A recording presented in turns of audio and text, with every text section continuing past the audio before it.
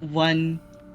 We also saw Aang's monster form, which I posted above the character image I just posted. It is spoilered for gore reasons.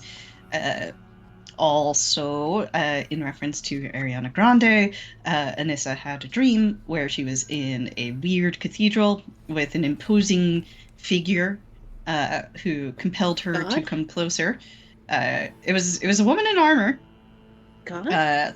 And she called her Ariana or seemed to speak to an Ariana. Unclear what happened, but she did retain the seal of the person. So yeah. Huh.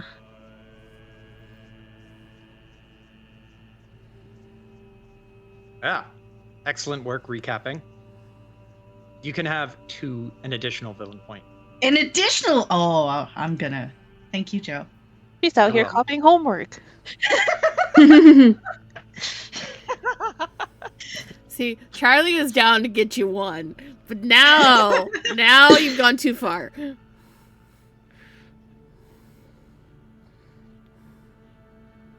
Okay.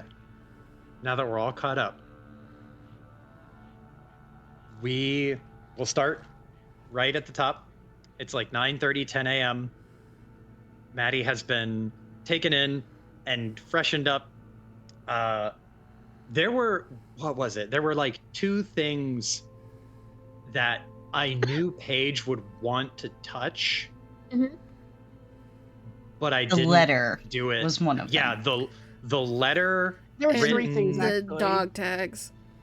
Yeah, the letter, the dog tags, and Maddie's arm. Mm-hmm. Like, The stump. the one she has, the stump. Oh, okay. I was about to ask, did she bring it with her? Yes, okay, it was a good That's what I was question. I- Sorry, I was like, what do you mean? Yes, she would have. Can confirm. So, hold on.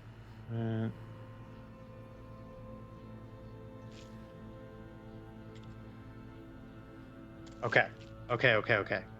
So, yeah, it's 9:30-ish in the morning. Everyone's washed and ready. What do you all do with the day at your disposal? A day of rest.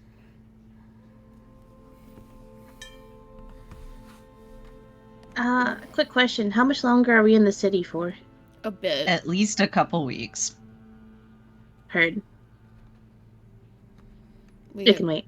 Yeah, we gotta be here long enough to try and find this vampire at the bare minimum, and it's being a fucking pain in the ass to find. Yep, the boys are back on the case.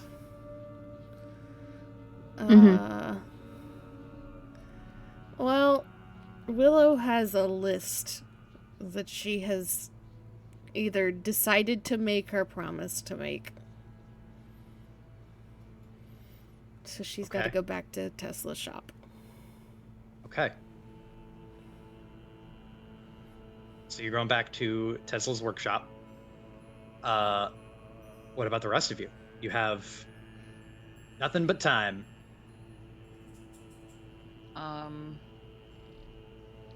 My God, I am still missing my money. Yep. You are, yes. But carrots spend well. I did spend your carrot. I don't know how I'm gonna get Abigail her hat. You're friends with Willow. Yeah, we've pretty much established that pretty much all of the money being spent by anybody in the city is Willow's.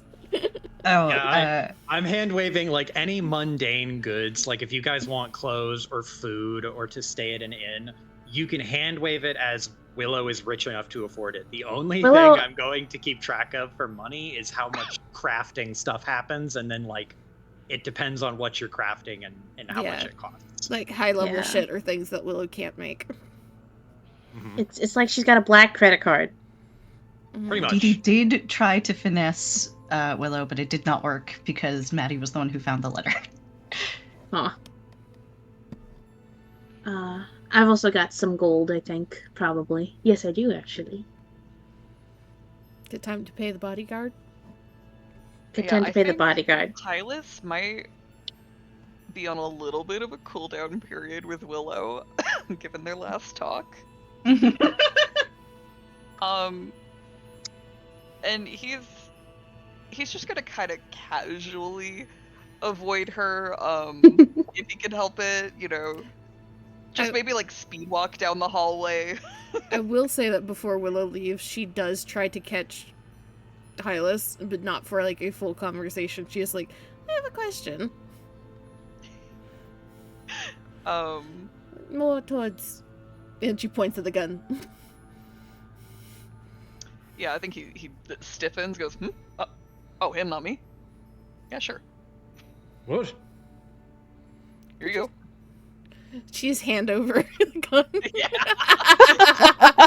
As soon as it was not about Hylas, he threw the boastful hunter under the bus. Just hand me over. Wow. Just like takes the gun, a little surprised, but will nod, look down at it. Oh, I had some thoughts. Would you like some special ammunition to use? That depends. What kind of ammunition? That depends on what you'd like to do. What are my options? Oh, I'm certain I To could pique figure my out something curiosity. that causes an extra little explosion here or there. A bit of oomph. I like that. And perhaps trapping instead of killing when needed. Blech. Hylas's eyes lighten up a little bit when you say that. Not interested. And if Hylas is? It's a pause. Does he seem interested? Look up. How would you Puts like his some hand behind trapping? his head. Looks away. Oh, me? I'm good for whatever. He's trying to play it off like he's not really interested or engaged in what you're saying, but you could probably see that it's just nervous energy. Oh, my cough is so bad. And nothing in particular you'd like to try and do? I tried to figure out most things, can't promise anything. What's this,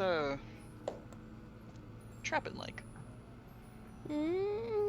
Not fully figured it out, but I imagine I can manage something close to tarring an area. Tarring? Never stepped in anything that got stuck to your boot. Wouldn't let it go. No, I definitely have. Something like that. He nods. So, explosions for the boastful hunter, trapping for Hylas. Any other requests?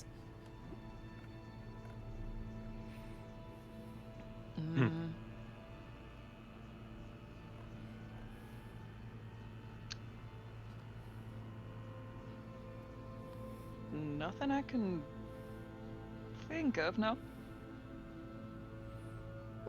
Yeah, I'll just see what I can come up with, and looks down at the god, gives it a little pat, and I'll just surprise you both.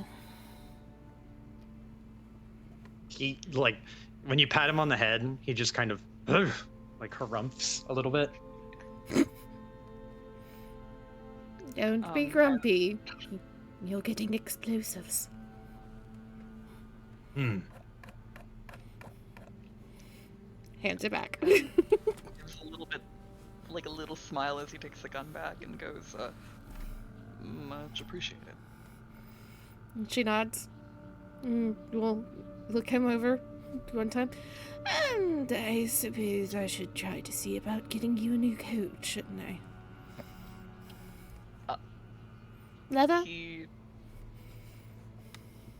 sort of pats himself like,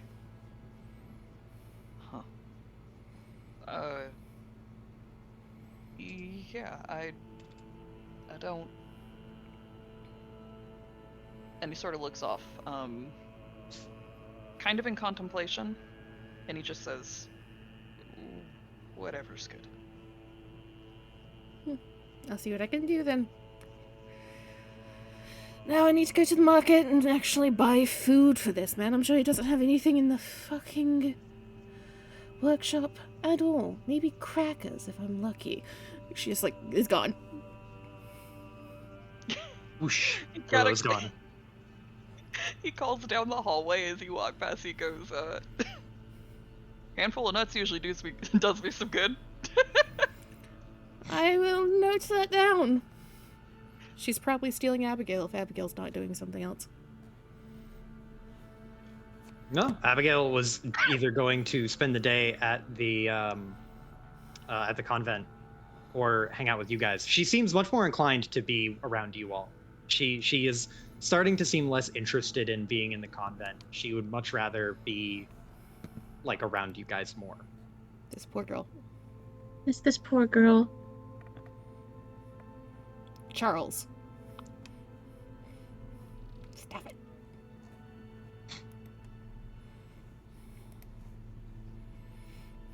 But Willow, as you grab Abigail and you start heading out to the lab, what are the rest of you doing with your time?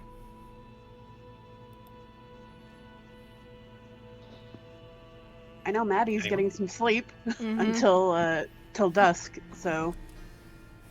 And she's gonna be pissed if no one wakes her up. Yeah. Which is weird, because she loves sleeping in. The 3 hunters are under room restriction right now. Oh, so the boys aren't allowed to go searching?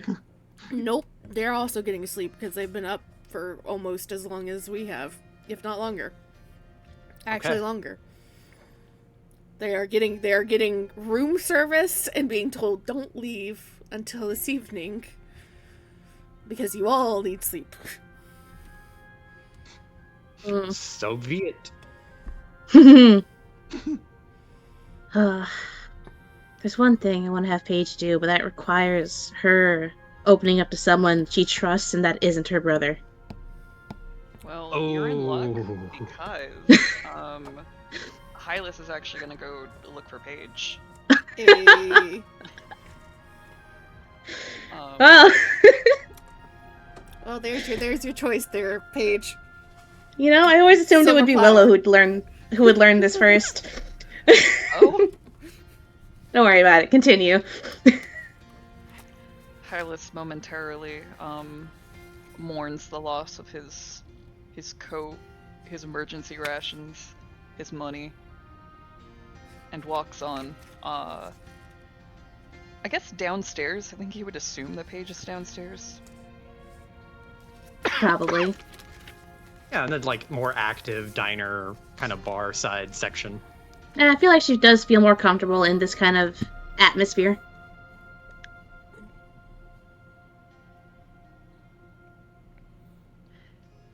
Yeah, also, he hasn't spoken with her since returning from the murder dungeon. True, you guys haven't had a moment alone together where you could, fucking talk. It's them and they haven't both been in the break room in a while. Yeah. He walks downstairs, just leaving the interaction with Willow, pep in his step, head kind of held high, not a care in the world. He reaches the bottom of the stairs and spots Paige. And I think the moment that their eyes lock, the smile it disappears, and it's not like a frown, but it's more like a, all right, we're in the break room now.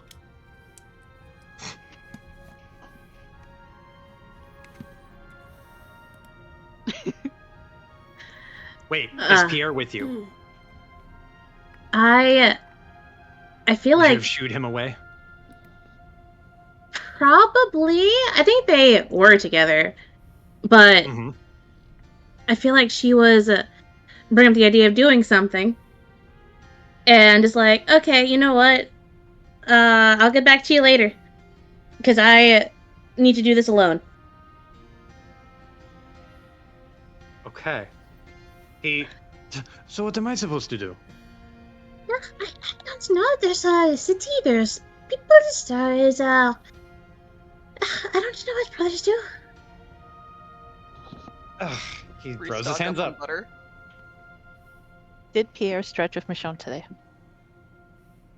What? How early did you wake up to stretch? Let's call it 6. Oh, hell no. Oh, fuck no. Michonne is ditching him. So Michonne, your sister, what am I supposed to fucking do? Just wander around? Follow the nerd. she Willow on her way out. Gesture. Could you make sure she doesn't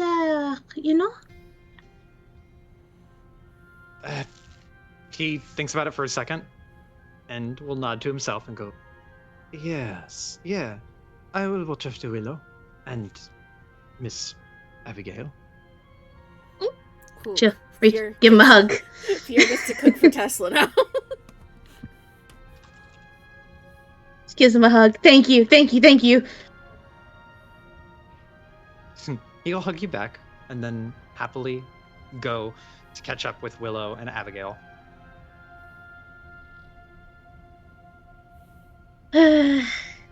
Sigh of like, I'm a shitty person, aren't I? She thinks internally, turning back to her little beverage Twinkie she made. I think as soon as they're gone, that's when Hylas moves in, across the room from the bottom of the stairs towards Paige, where I assume there's like an empty seat next to her. Oh, yeah. He slows down as he approaches the seat and sort of gestures, with like a nod of his head, like, without words, is the seat taken. Just shake his head. The gesture of like, go ahead. My office hours are open.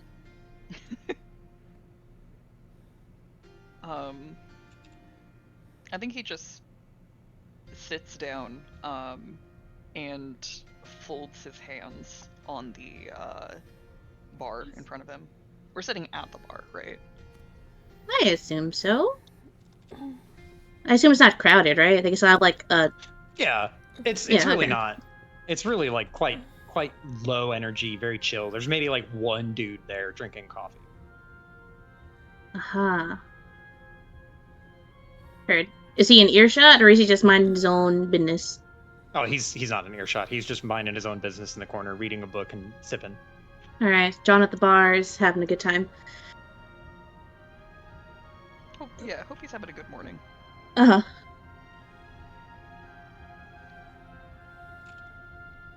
I think there's silence for a bit,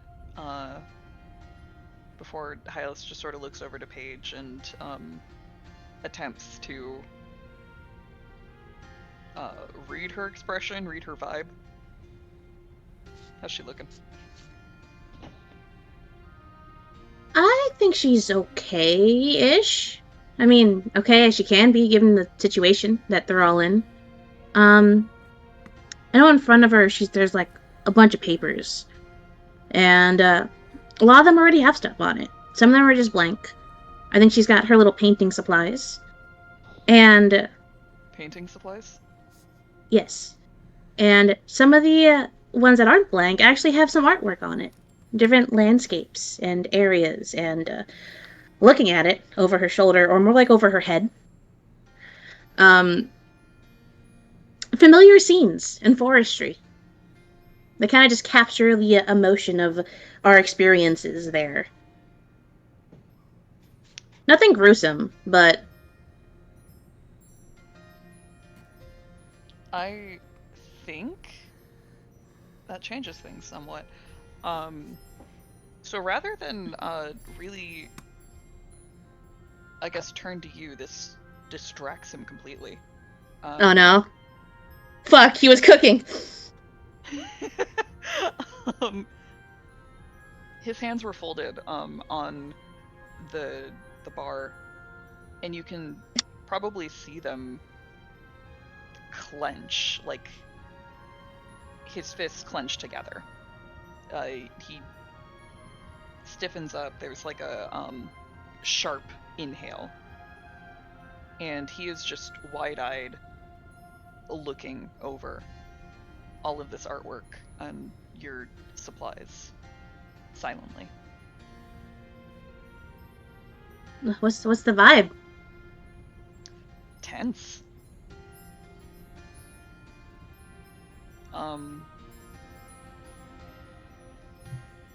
I think if you don't break the silence, a little too long might pass before he sort of croaks out a little,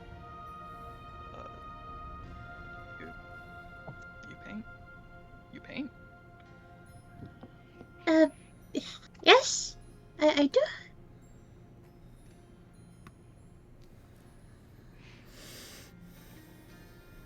Okay. Gestures, sliding some of them over. It looked like she was kind of looking through all of them, kind of picking and choosing, making separate piles.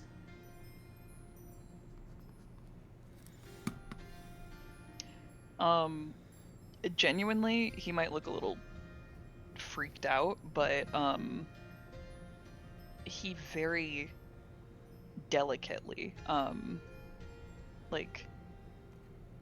extends his fingers from like the balled up fists that he had, and he sort of looks to you like for permission to move some of the pieces closer so we can get a look at them.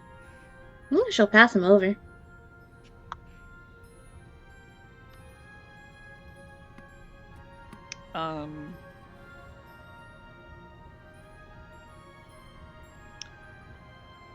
I don't think you have seen Hylas so focused on something, so intently, like, engaged or sort of morbidly fascinated. There's this like look of trepidation as he's like looking over what you've done. What sort of scenes are in the paintings? Mostly landscapes. There's hardly ever any living beings. If there are, they're little wildlifes over in the background. But it's mostly scenery and landscapes and plants and like weather. A lot of it's the forest. You know, there's probably one where it's the city. There's one where it's, you know, tear marked too. A couple of those. And all give different like vibes and feelings. Some of them are pretty happy and bright. Some of them kind of looking at it kind of makes you feel cold and tired. You know, some of them look kind of mysterious, like, wow, what are these plants? Do they even exist? What are they?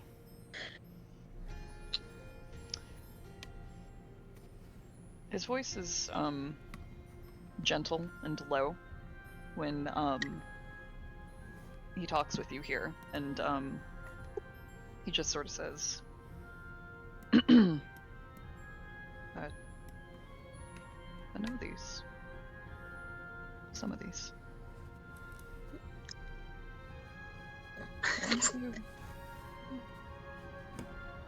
I would hope so. You have been to Atherton, I think? Just and maybe? And she like flips through a bunch of them, kind of pointing out, you were here, you were here, you were here, and she like makes like a Hylas stack. All the ones you were at. He's nodding slowly, completely transfixed. He has not looked at you since looking at the paintings, since noticing them. And sometimes, like when we are resting, I do the sketches, and after dinner before we go to bed, I color them, and sometimes I do wake up and there's nothing to do, so I just continue. Why?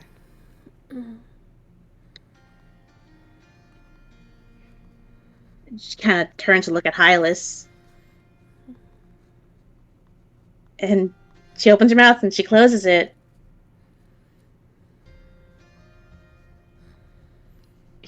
You turn to look at him, he turns to look at you finally.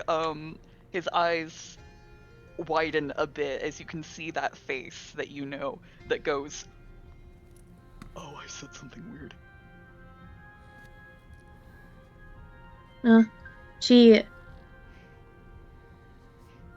want to roll something.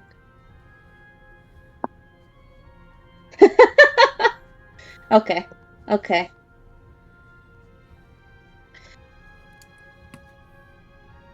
She's gonna grab Hylas' shoulder, because I feel like that's the only thing she can reach. Just go and tug him down a little bit. And she looks at you, there's a hard look in her eyes. Is a like, I need you to be fucking real with me right now kind of look. Like fucking lock in for 2 seconds. You notice he's a little harder to move than he usually is, but by the time that like you've expressed the "you gotta lock the fuck in, dude," he becomes so fucking pliable. He is at your level. He nods. Okay, so it is the only way to record where I've been and how I was feeling at the time, so I paint. That's the only thing I can do, so I do it. Kind of like a journal? She tilts her head, and then she nods. And I was trying to figure out how to, which ones to send back home, and need to make a letter for them, so...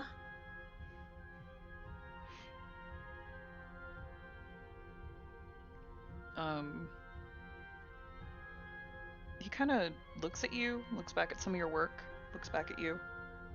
Just a quick shift of the eyes. And he says, "Do you, like it?" There's a pause. She thinks, does she like it?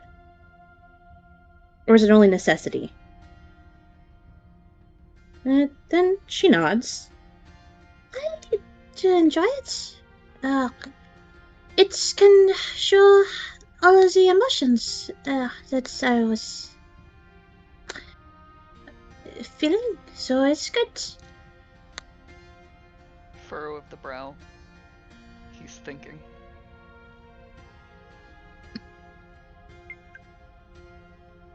You, haven't talked with Willow or the others since I've been back, right? Not really, it is a bit overwhelming.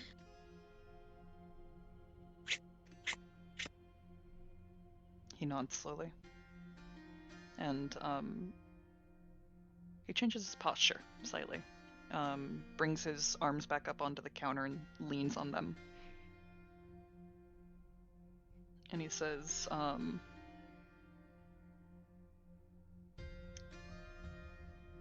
"So which ones were you thinking of sending back?"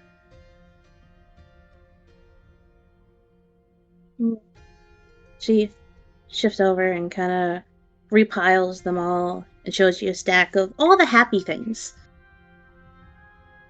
None of the more gloomy or even like cold or even spooky or mysterious ones. These ones? I don't want to worry our family, so... So you only tell him the good things.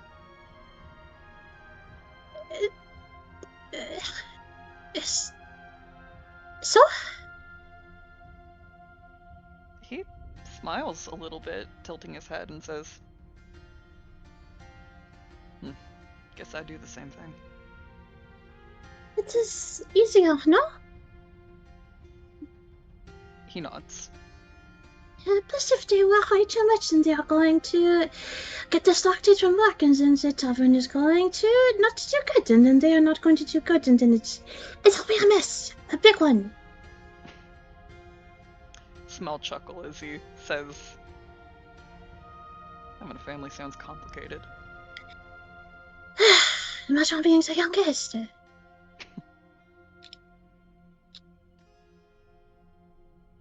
But I need to figure out how to. Never mind. What are you saying? What? But you were saying something.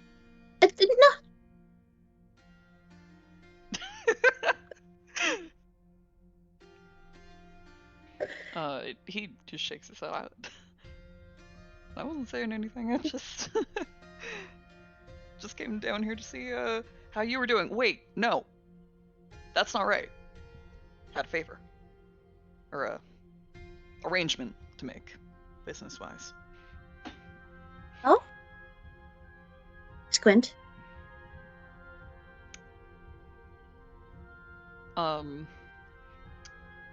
He goes to adjust the coat that's not there. And he goes, well, boss lady. Mhm. Coat's gone. All my money's missing. And, I hate to ask this of you, but, I don't really have the funds to go around and get what I was looking to get around here. Hmm. He sort of purses his lips before saying,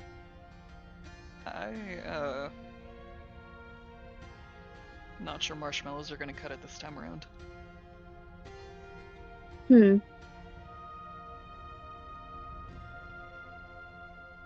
He's looking at you through the side of his eyes. He says this is a business arrangement, but his body language is completely casual with you. She starts putting away the stacks of paper, closing up the little painting supplies when she touched up some of the work. He watches your every movement with those like a hawk. So the request is to give you the. I assume she wants money. Yeah, I mean, you're my boss and all. I'm traveling with y'all. Sort of found maybe you're not the source of funds.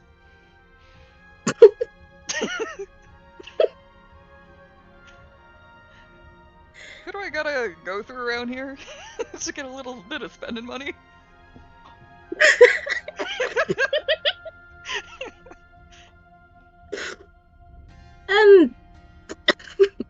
You're not I wrong. ain't like my usual jobs, that's for sure.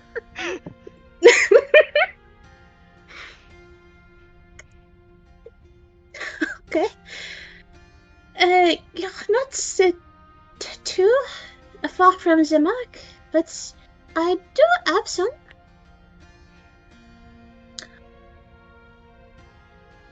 And I could give it to you instead of the agreed upon marshmallows. Say that again? I could give it to you instead of the agreed upon marshmallows.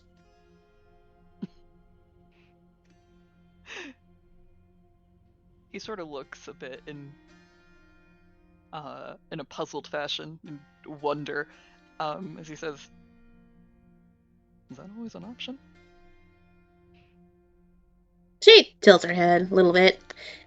It's not so much, it's just what I have from Livington. It's just what they call not the big pool. It not refilled, so it's, you know. He nods and says, "Oop, I'll just unplug my laptop." You have a laptop? Sorry, I heard it was an internet cafe, and Yeah. I figured I'd get some other work done while we're talking. Okay. Side hustle. Silas is actually really into graphic design. Okay.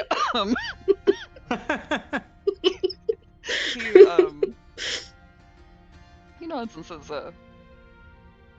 "Sounds good to me." Holds up a finger. I'm just a little bit condition. He squints.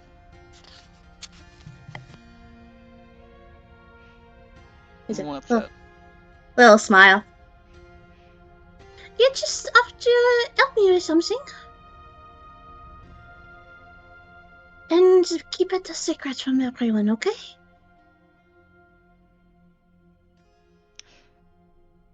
Yeah, okay. Even Pierre.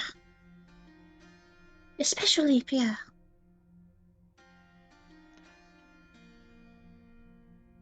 I'm not gonna lie, that sounds like something I can do. Mm-hmm. Look them in the eyes. They focused? They dialed in? Yeah. Okay, good. Okay. Holds out little hand for handshake. Yeah, he puts it there.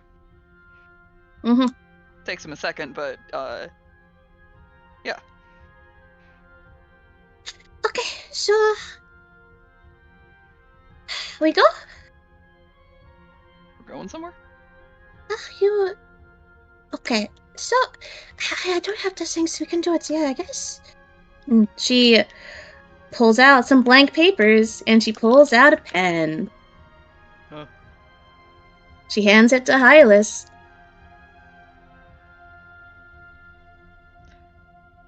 All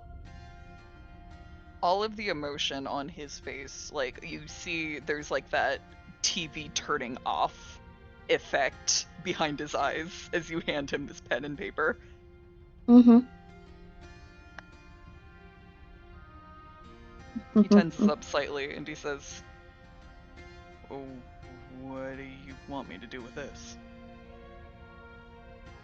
I want you to write a letter for me. Oh.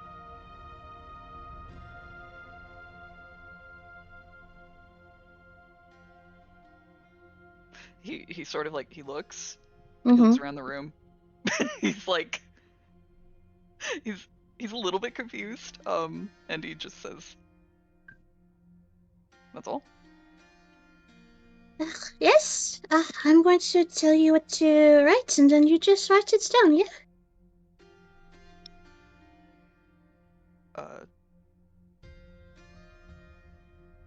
Okay. Okay, no questions. God bless this man. There's no questions. Understood. She will orate a letter.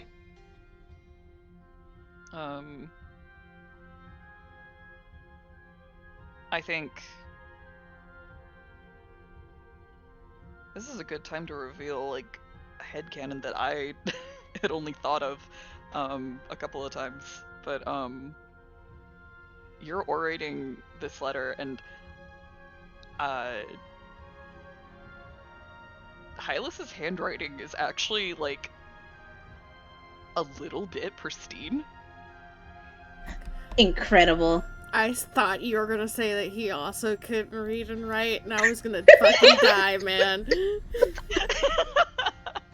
That'd be the funniest shit. No hat for you. I wasn't the only one that was thinking that. That would have been... Oh my god. Just like, so confidently, yeah, I'll do that for you. And then Start the doodles. Paige can't like read it back. No, she can't. She's 100% trusting Hylas right now.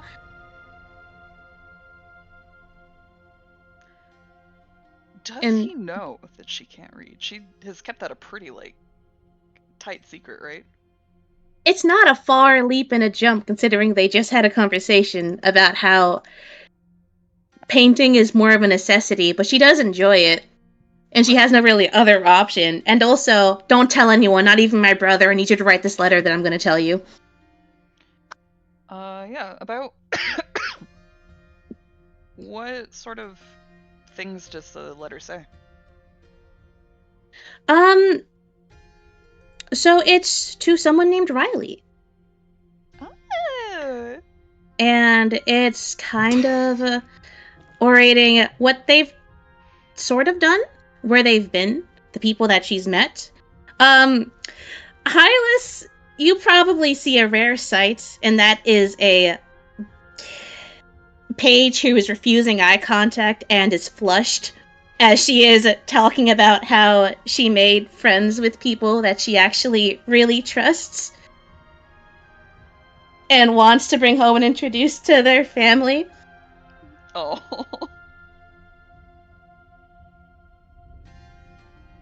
I think for the kind of mushy-gushy parts like that, under his breath, Hylas is sort of repeating the words that you're saying, much quieter, just like a, following after you as he's writing it so he doesn't forget.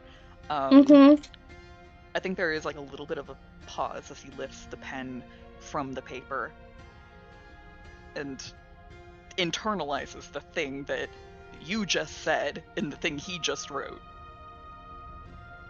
And he shakes his head a little bit before continuing. So there is like a notable, like, Hylas will remember this. It's something Paige knows all too well. However, this is a secret. This is this fucking secret now. You can't tell anyone. But he does get a little dossier on like what she thinks of all the party members. Ew.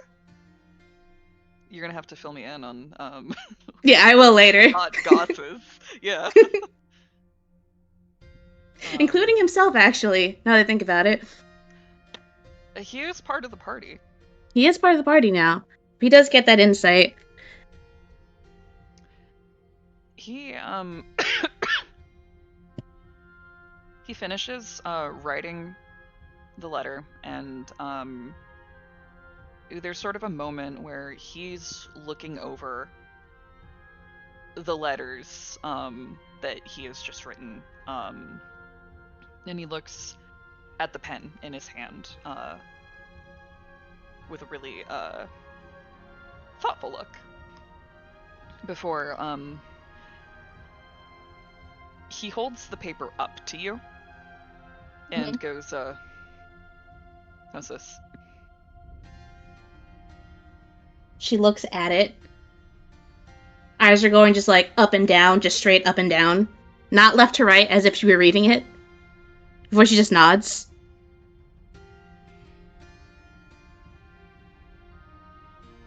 A message is very pretty, right? Yeah, he doesn't have, like... I think maybe some of the letters probably get some slight embellishments the further he gets into writing the letter, but like at the start it is just like very pristine, like clear-cut letters, just like Typewriter kind of shit. Yeah, it's almost typewriter-esque. She gives it a once-over, gives it a nod.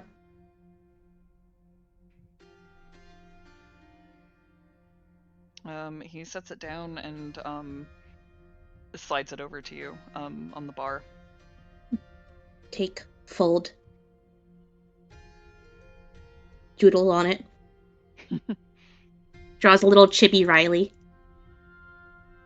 He watches you draw on it. again, a little bit enraptured. This level of engagement is unusual. And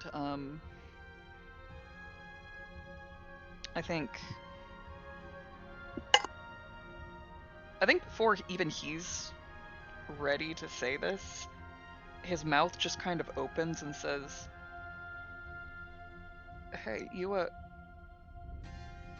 and his brain sort of catches up with his mouth there, and he proceeds with, "You got any spare materials?" She nods, slides him over some blank papers and the pen bag. Well, and honestly, the whole fucking art kit. I know she's got like a little pastel watercolor palette, very lightweight. I started putting together her letters and her paintings in a little parcel. Nice. He doesn't say nice. That's all.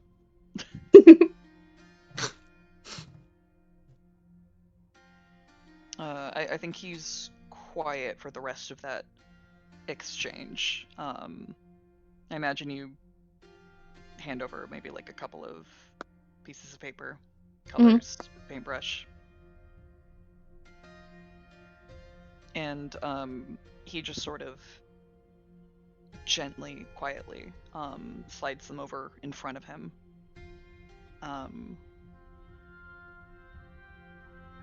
And he's looking at them almost pensively, but he shifts his gaze over to you and says, "Oh, thanks. Didn't mean to impose or nothing." She shakes her head. No, it is okay. If you want to borrow them, that is also okay.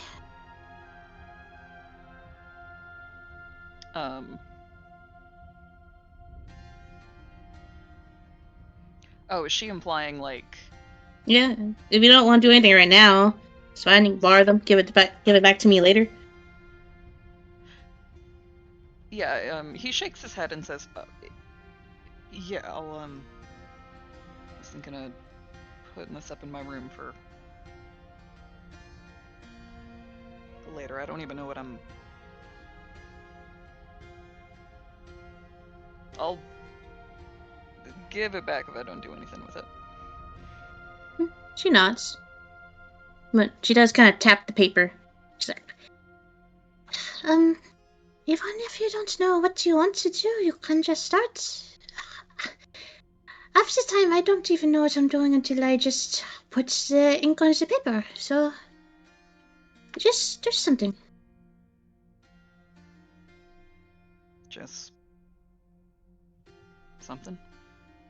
She nods. Anything? She nods again. And don't break anything, please. Don't write anything? Is that what she said? No, don't break anything. Please. Please. You have big ass hands and my paintbrushes are pretty. They're normal sized, however, I've had them for a long time, please. He was sort of listening to that, just draw anything, and, there was a little bit of painful contemplation there, and when you ask, don't break anything, all that washes away into no, I wouldn't, I don't think I'll try not to. She sighs, gives him a little, half-hearted little bunk on the arm. I was joking! How am I supposed to know? Because this is, okay, whatever, just, you can give it back in the next few days, probably. And you can always borrow it again, later. He eases up a little bit and he nods. Thanks. Mm-hmm. You just go on, sip down the rest of her juice. It's like, He starts to stand up, to go drop off the supplies in his room. Mhm. And I think there's sort of a feeling that washes over him as he realizes, he might not want to be alone today. So he starts to walk. He starts to walk a couple steps, and he just sort of looks over his shoulder and says, "Going shopping in a few minutes, in case you want to see where your money's going." And she was packing up her stuff. She was like, "Of course." So, are we going now, or do you want to go later? Because she also gets a feeling of not wanting to be alone right now. Whoa, that's so I wonder crazy. where she's getting that from. Bitch, No you sent way. Pierre away. Empath Two Hylas brothers. is right there. 2 brothers.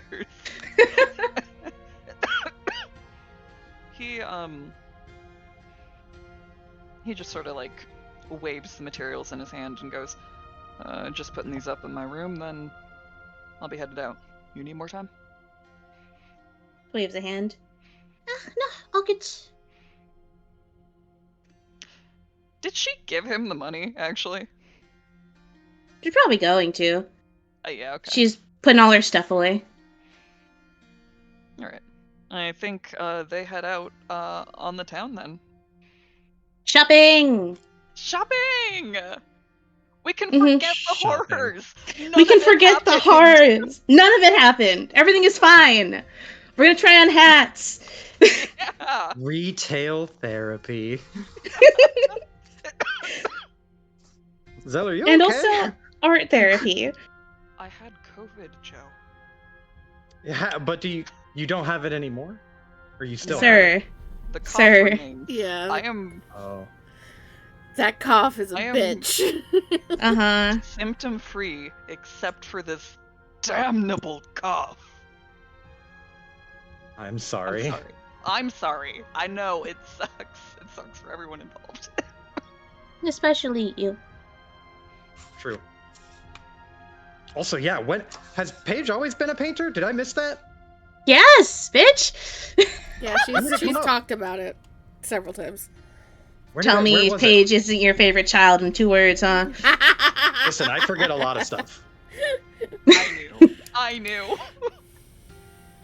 From the beginning, before we left Terramar. She has the That's why I don't remember. she has the same like thought process I had with fucking Tori. Can't write? Okay, draw. Draw. And she likes to draw, like, landscapes and locations. And maybe cute animals. Not really people all that much. If she does people with little chibi versions. Perfect. Mhm. I'm sorry about the coughing. Don't be! You're totally okay. You're suffering! Yeah, you're totally fine. Don't worry about it. Yeah. Okay. So you are both heading out. Maddie is asleep, right? Yeah. Mhm. He's Okay. resting till dusk. So, as you guys are heading out, and as Willow has head out a little bit ahead of time with Pierre and Abigail, I will have all 3 of the PCs who are heading out roll a d20. I need to see who gets the highest here. Did Michonne leave at 6 a.m.?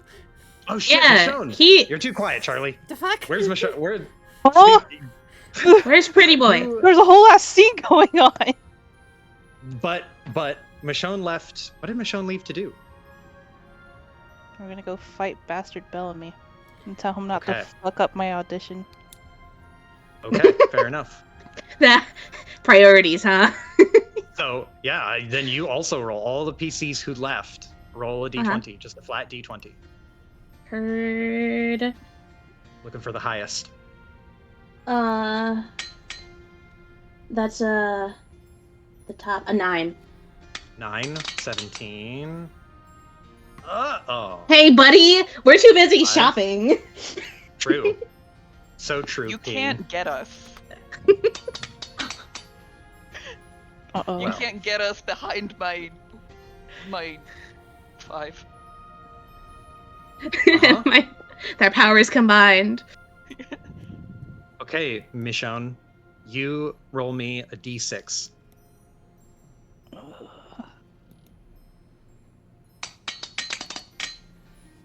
Five.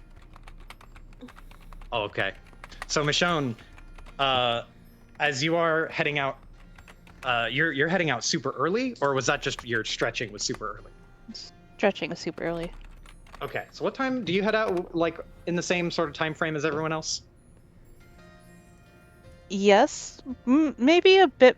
No, I lied. It has to be before Willow. Oh, okay. I did mention that Michonne is ditching Pierre.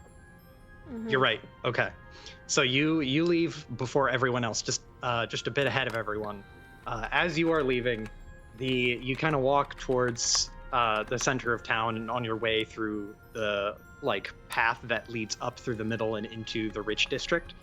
And as you are walking, there's kind of a crowd. It's not too crowded, but there's enough people kind of milling about and going to and fro that it's like, if you're not paying attention, you could bump into someone. And bump into someone you do. As you are walking, you bump into the chest of some person who is quite tall. You look up and see, I will send the picture of this person. Hold. You see a masculine figure wearing a wide-brimmed hat that is kind of pulled low over their head. They have long, kind of dull brown hair, and their skin tone is very gray. It's like a grayish, very, very intense gray tone, and their fingernails are black. Oh God. That is not the most striking thing about this figure, though. The most striking thing about this figure is that when you look up to see who you bumped into, you see their face, and their face is all stitched up. Oh, okay. Oh, okay. I thought it was going to be the vampire. No, different guy. Good. Stuck in Frankenstein's monster. But you bump into this man, this tall, kind of broad fellow, and he looks shocked for a second as you look at his face, and he pulls the hat way awkwardly low, and he'll hold up a hand and say, "Pardon me," and he'll take a wide step to the left and start to move away from you, unless you want to stop him for any reason. Nope. He's just going to swoosh on by and keep the hat pulled low and look left and right.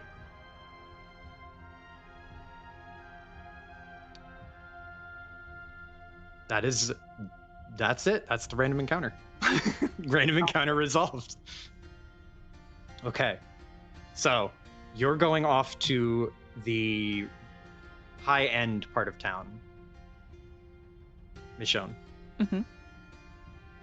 Cool. So as you walk through the city, you make a pretty quick time as you get all the way up to the gate. There are judges posted out in front, but the gate is open.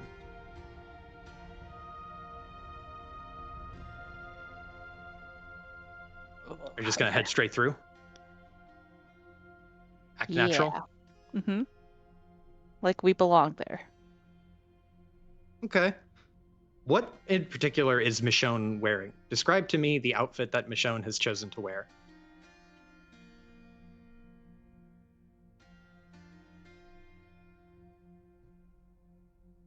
Well, Mr. God, I got fine clothing. I mean, Perfect. it's probably like, it's definitely not his coat. That's torn up. Mm-hmm. I imagine this is one of his few button-ups that he does have, like specifically saved for auditions.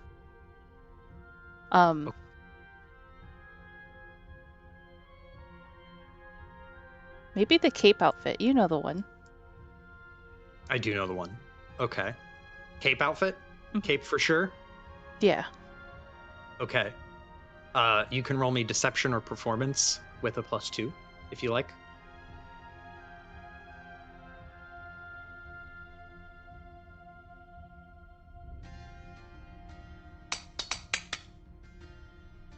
Jesus. Okay. 29? Yeah.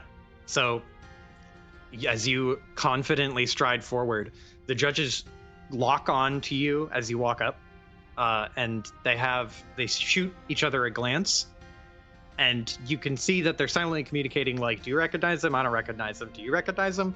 But they look at you and your confident stride forward, and they don't speak up. They just don't know exactly who you are, but you look like you belong, so they will let you walk in.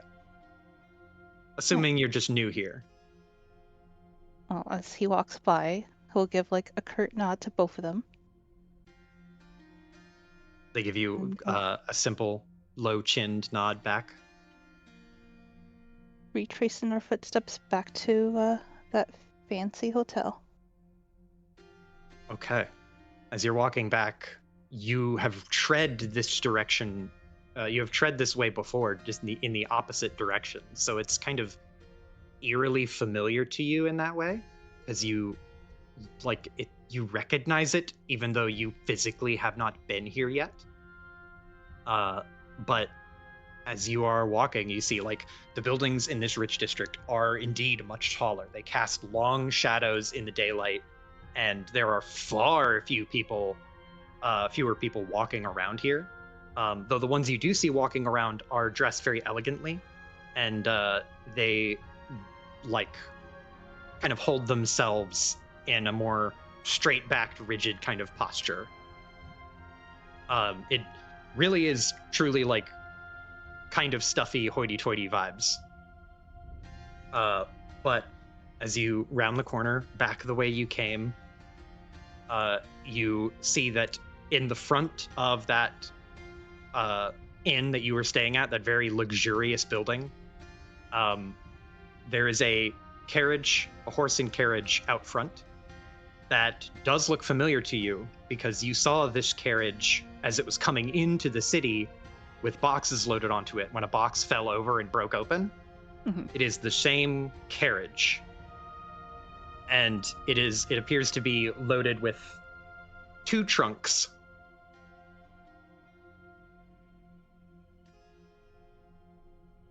Is anyone attending the carriage? Not that you can see from this angle, though there might be someone on the other side of it, but from this angle you don't see anybody on the side of it or the rear of it. As Michonne is making his way towards the hotel, he will slow his gait and try to scope out if there is someone there. Okay. So as you slip around the side here, or kind of get off the main pathway, you can roll me a stealth check.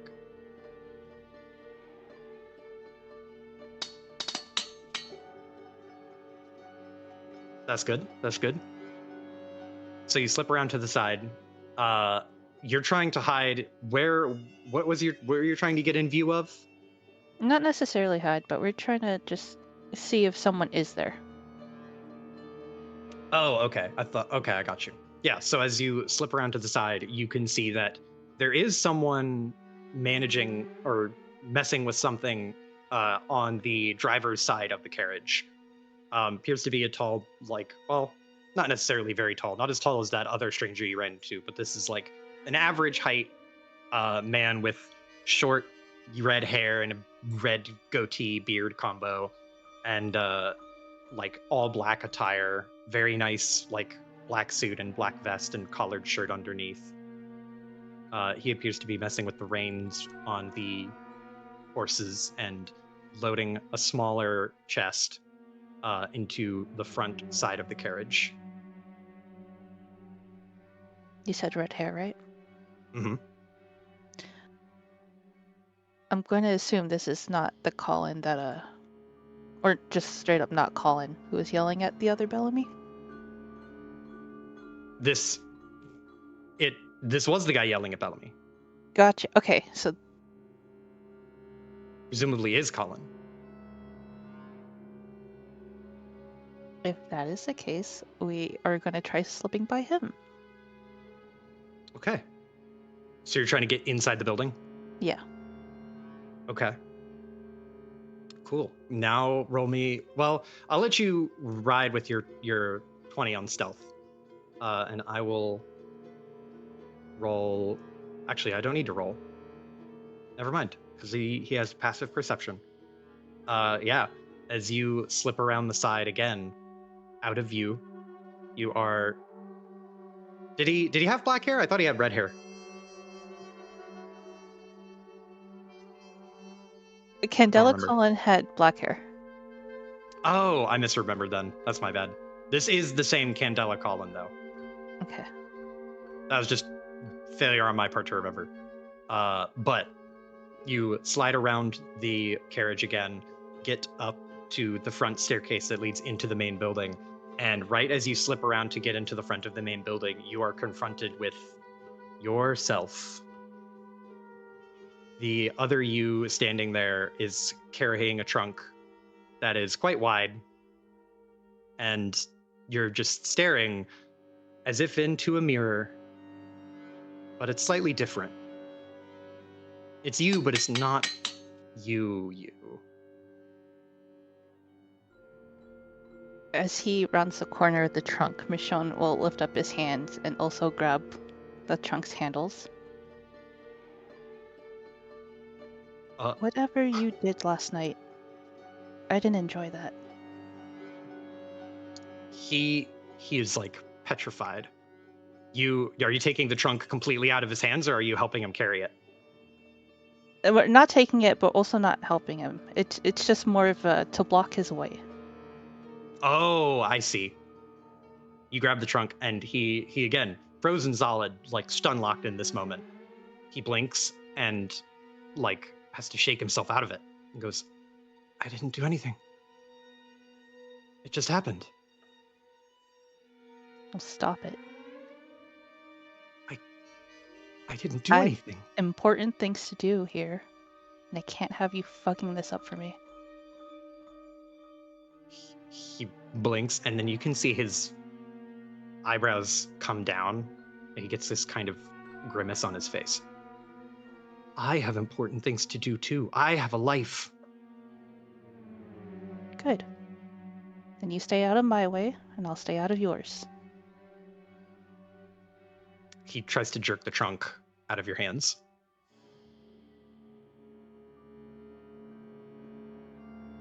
Can I roll? Would it be athletics or straight strength to keep it in place? It would be athletics. We're not too good at it. Thank God. Damn. Okay, so he tries to yank the trunk away from you, and you hold it in place. He's not that strong, so you easily, like, it doesn't budge. Why are you here? You find yourself in my side of town, in my body again, I need you to stay where you are and just write it out. Don't talk to anyone, and don't do anything.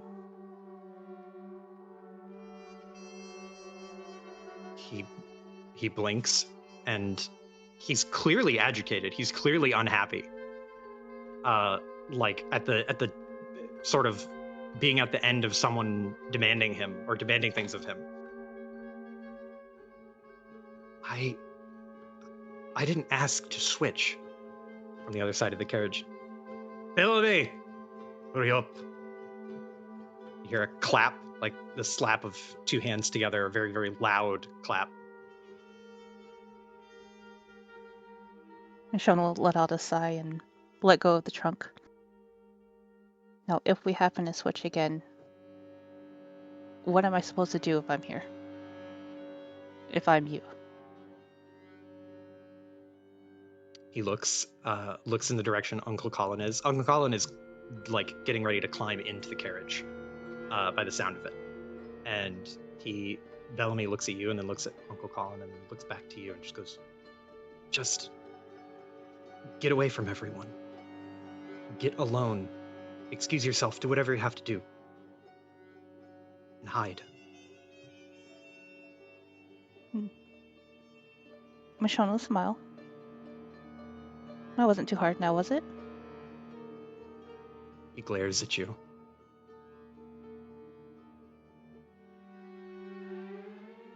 Now leave. Before he sees. As Michonne does take his leave. If you find yourself on stage, try to be graceful. He blinks for a second and gets a little anxious at the idea of being caught mid-performance in a body swap.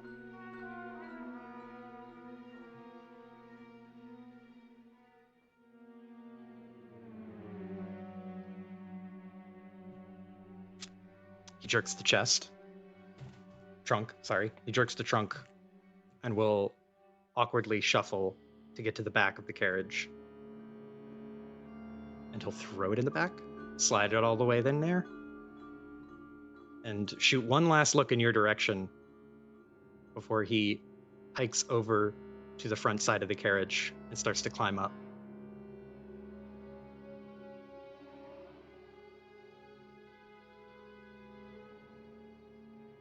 I think Michonne gives him a little wave. And after that, my only thing before audition, to find a pair of point shoes. Easy enough. Especially in the upper end of Murcott. Presuming you stay there. If we can find someplace here, then yeah, that's awesome. But yes. If not, we'll just head back to domains. Okay. Yeah, you break off and just for a brief moment, you watch the carriage, the reins clack and start to trot away as it rounds the corner to make a loop and then come back and out through the front. And you slink off to go find pointed shoes. Pointed shoes? I assume you meant pointed. Point. With an Yeah, E at the for end. ballet. Oh, I learned. Now, that is taken care of. Willow, you and Pierre and Abigail are going to see Nicola at the lab, which I want something like this.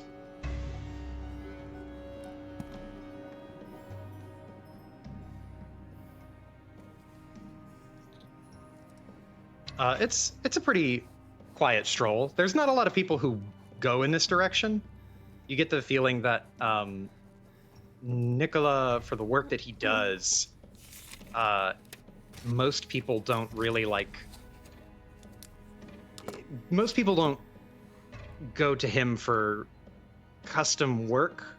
They usually go to him when something breaks and he repairs it for a fee. And if everything is taken care of, there's usually just not a lot of traffic in this direction. But as you and Abigail and Pierre are walking together, Pierre, who is caught up, just like out of breath, like, wait for me. Got ditched by my sister. Well, I suppose I could put you to work in the workshop.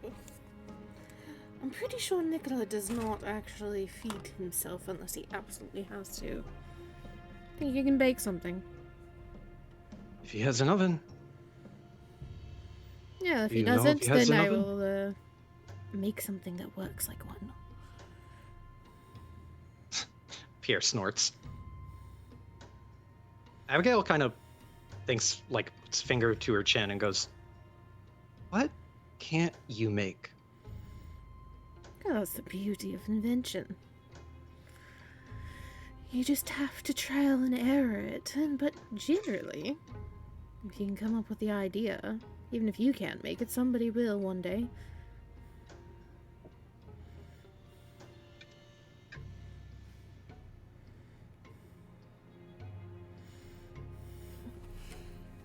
She kind of seems satisfied with that.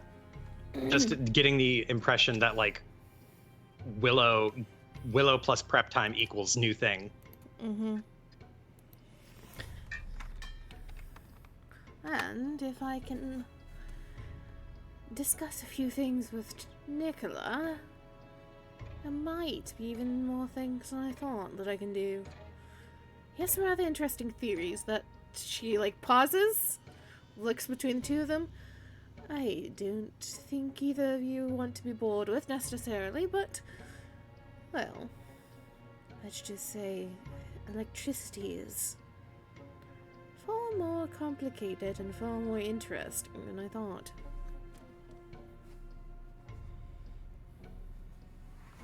She blinks and considers that.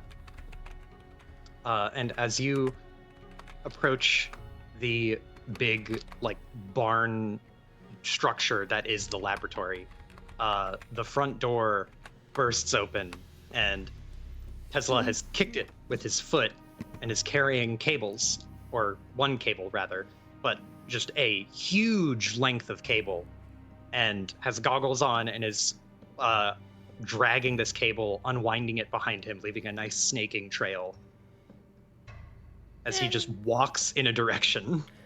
And where are you going with that, Tesla? He stops and turns, and then will lift one hand up and pull the goggles up. Oh, you're back. I did not think I'd see you so soon.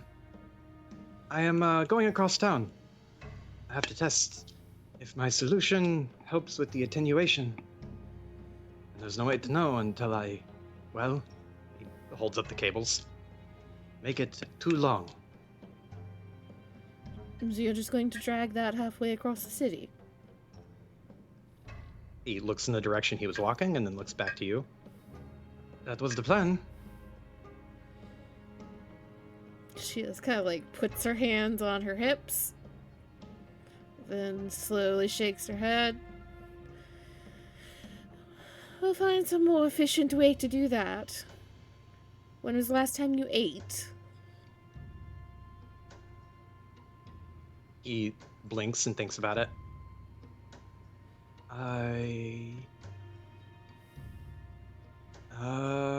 He thinks about it, and he's not getting an answer. She nods. I think you best sit down for just a minute before you go wandering off with that. I wasn't wondering. I have a station that I set up across the city. And that coil looks like it's half your body weight at least. He is kind of straining. Like, it's very clear to see that it is quite heavy. Pierre, do you think you could get together a little bit of soup? I imagine they had stopped by and bought just a few things on their way here of, like, food. Yeah, sure. Yeah. Because you were planning on feeding the scientist anyway. Pierre will nod and just go, I will do this for him. She'll hand the basket to Pierre and give him a little pat on the shoulder. Thank you much. Come on, Tesla, you do need food for the brain. He drops the cables that just kind of on the ground. I give up. It's time for food then. He'll take off his goggles, like take them off his head, and cinch them to his belt. And he'll walk back in with you. What? She will, Oh, go ahead. as they're walking in, also introduce Pierre and Abigail to him, so that it's not complete strangers. Mm-hmm. They exchange pleasantries, just like sharing names, shaking hands, and oh my god, I'm getting the names crossed up. And Nicola will turn to you and say, "So, what has brought you in today? Is it just more workspace you needed, or did you need something from me?" Well, a workspace in part. I do have a few ideas of things I would be happy to see your opinion on. I'm happy to help. I just need to run that wire across town at some point. And she nods. I shall help you with that. As you see, she kind of gestures towards Pierre. I do have friends that have far more muscle than either of us. Pierre smiles very weakly and is just like, Ah, that is me. I am the friend with the muscle. I'm not going to make you do it by yourself. Don't worry. he kind of just like shakes his head and shrugs it off and will continue making the soup. Abigail will like wander around the lab just kind of marveling at all of the half-finished experiments and technology and all of these different things, and like it's a big space, so in a weird way it's kind of like a museum of oddities and like bits of technological wonder, just kind of staring at it. We'll just like sit down at like the workbench that she already claimed the other day, and just like kind of cross one leg over the other and just look at Nicola. Well, the most pressing is something I have never built before. I don't suppose you've heard of the mechanical prostheses that are coming out of... I wanted to say a name that I know is not in this world. It's a Galarian name. Starwick. There we go.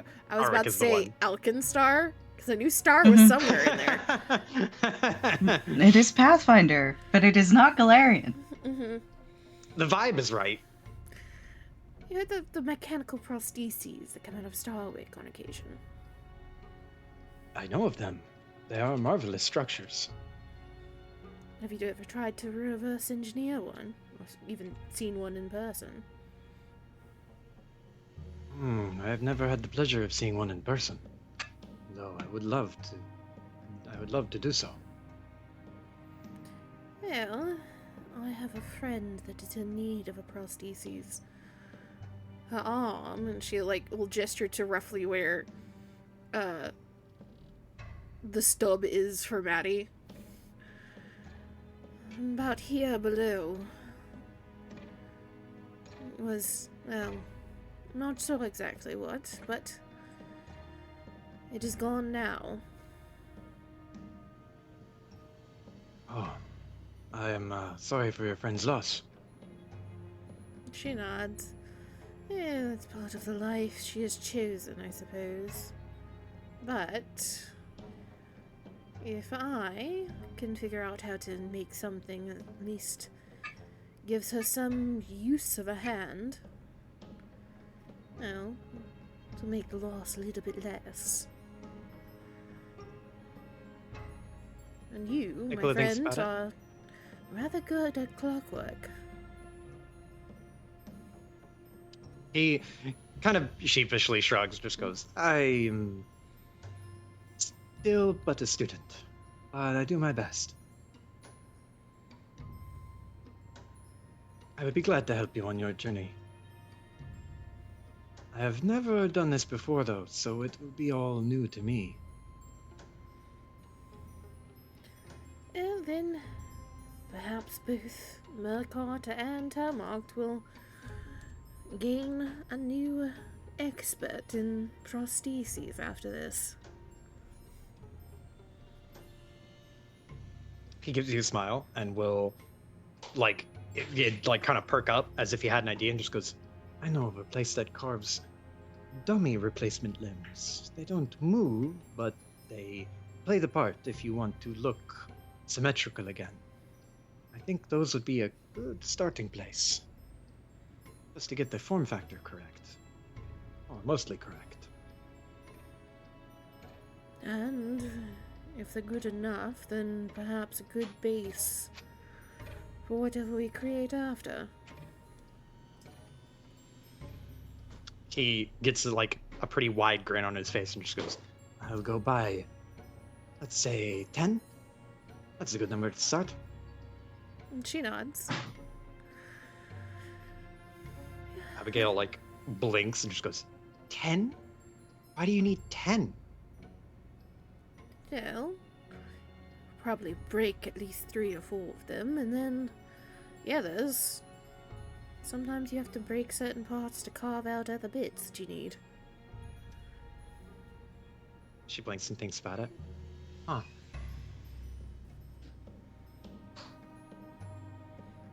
And then she kind of like pauses and looks at Abigail, and then she'll look past Abigail towards where Pierre's working.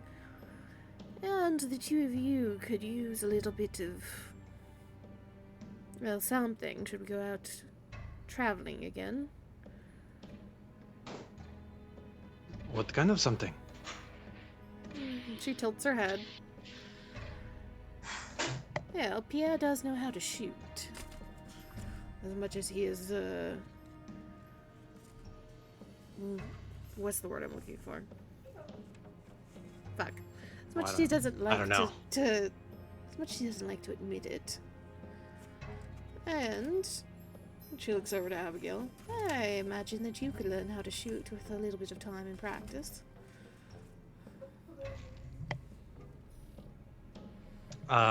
She kind of thinks about this idea and nods at it like, I do think it would be kind of good to learn. Pierre kind of gets a queasy look on his face. You would have to ask Silas to teach you. And she'll look over towards Tesla. Do you have access to gunpowder? Here? Not anymore. I had some, but I may or may not have lost it. He does air quotations around his face, around it. Did you let a spark come a little too close?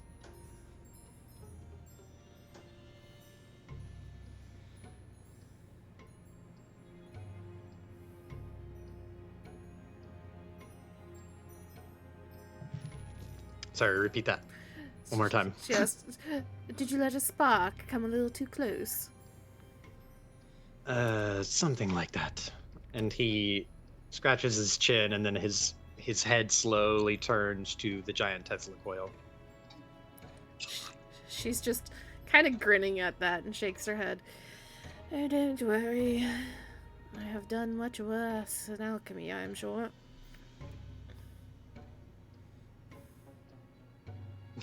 He gives you a big smile and just goes, Then we would make a dangerous pair.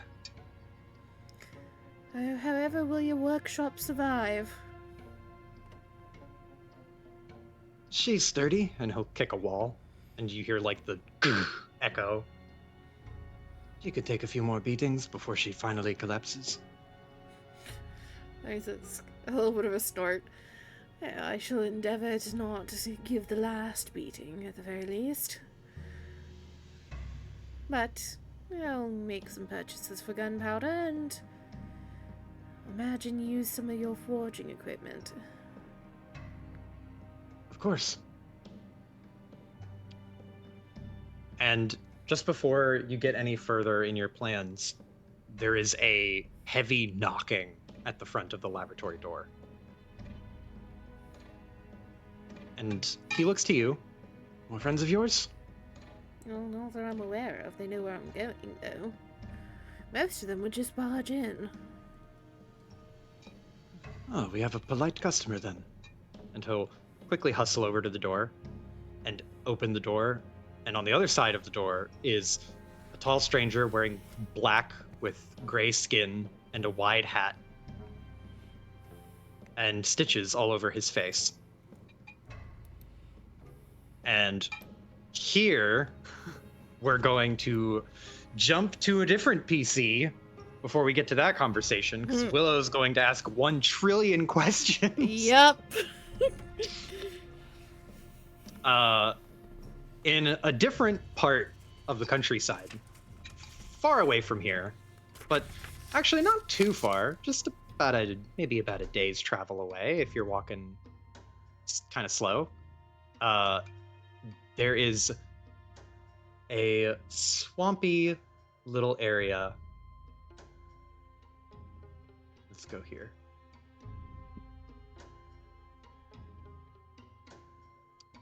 I have no token, Joe. I have no token. Oh, did I not freaking do the lighting? I didn't do the lighting. Hold on. There we go. I did the lighting. Nice. Okay. I want this one.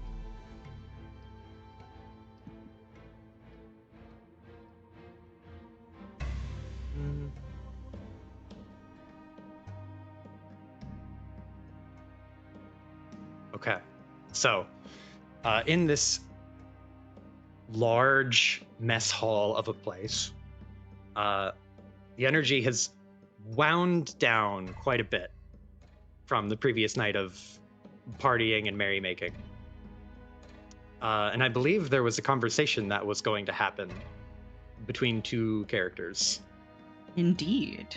I was told to wait to speak to a certain gentleman. And despite, I think, playing throughout the night occasionally or joining in dances here and there, she hasn't forgotten that. She wants that chat. The corpulent Goblin King will politely, in quotation marks, excuse himself from the room, sit upright, and stomp away to his own domain. And with him, all the other goblins and creatures and critters will take that as their permission to leave and do whatever they want. And quickly the room becomes deserted, and food is swiped off the table, last goblets of wine are drunk, and the place is quiet. And the only ones left are you and the Earl King, as he stands still at attention.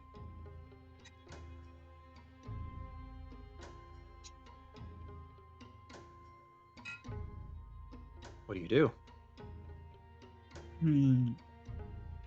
So it's just me and him left? Yes.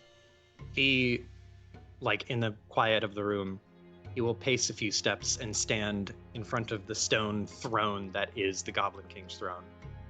Which, I don't know if I posted their pictures here, but I will.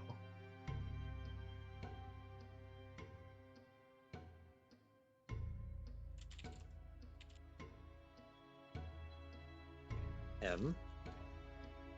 And then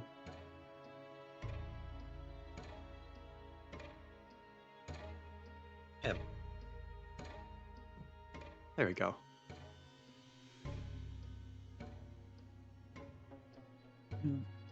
I think as she looks around, her eyes fall on the Earl Koenig again, and she kind of flutters her lashes, you know? Smile, smile. Why, it seems that all the others have departed. He smiles and will trace a little finger along the throne, that stony chair. Seems they have. What did you want to talk about?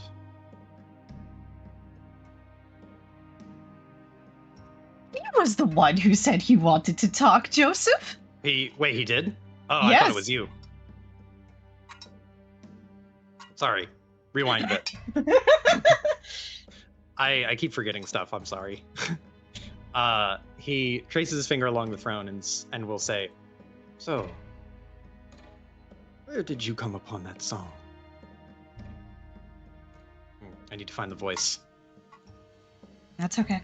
That's okay. She rolls her head back and forth and considers, and as she's considering, she will, in fact, hum the song. And I think tap it along the nearby table or something. The rhythm of it, just, of course, very distinctive. I have a long time amongst the humans spent. I heard it there once or twice.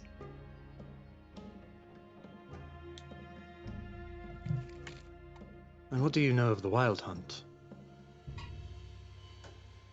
And if I recall correctly, she knows the basics of it. She's never gotten an invite before, right? So, again, turning her head this way and that, another warm smile. Only what any foreigner may know.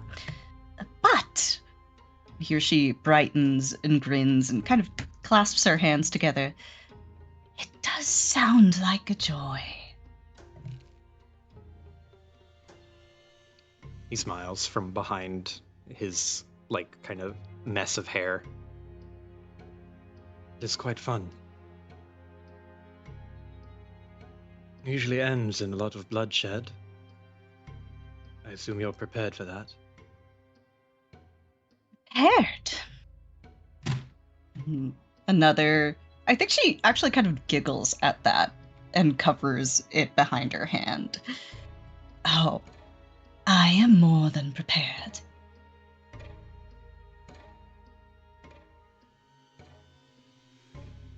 He narrows his eyes a bit. And why? What makes you so prepared? You don't have... Well, no, she does have a scythe. I forgot she had a scythe. Never mind. You didn't take it. She didn't take it? No, Joe, she left the scythe. Yeah, Aang didn't take the scythe with her when she went to go investigate. So this whole time, she's completely unarmed. Yeah, so he will go on that train of thought then, just say, what makes you feel so prepared? You don't have any weapons. Oh, my lord. Do not tell me that you have never encountered a woman who can defend herself without a weapon.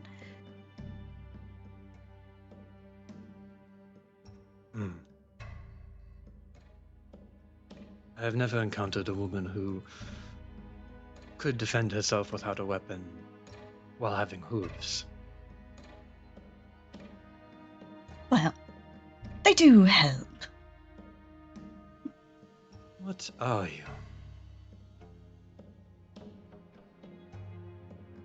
I admit, in all my time, I have never met someone who has precisely these features. I imagine that whatever this creature is, it's one of a kind. he will circle around you, kind of like a shark, if you let him. I think she'll follow him. Just humming. Like, spin with him? Yeah. Yeah, okay. You kind of turn with him, and he just kind of casually looks you up and down, trying to understand what you are. I've been alive for a long time, and I've known many fae. I have not known something like you. You have a peculiar air about you.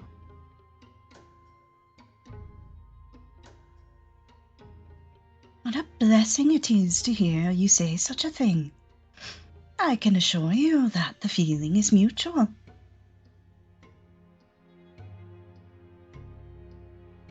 But if you are asking what in particular I am capable of, I suppose the closest thing I would be... I have much in common with the cold bloods, but I am not of them.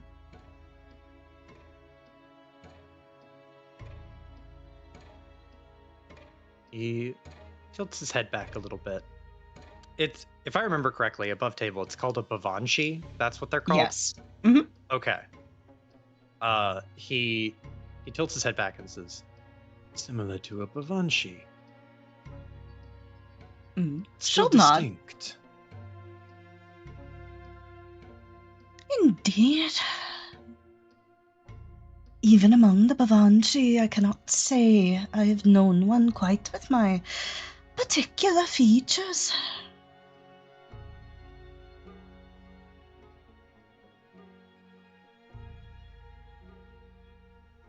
He'll take a step forward. And do you know magic? I don't, right? No. Dee Dee has no magic. Yep. Shake of the head. No. That has always laid very far from me.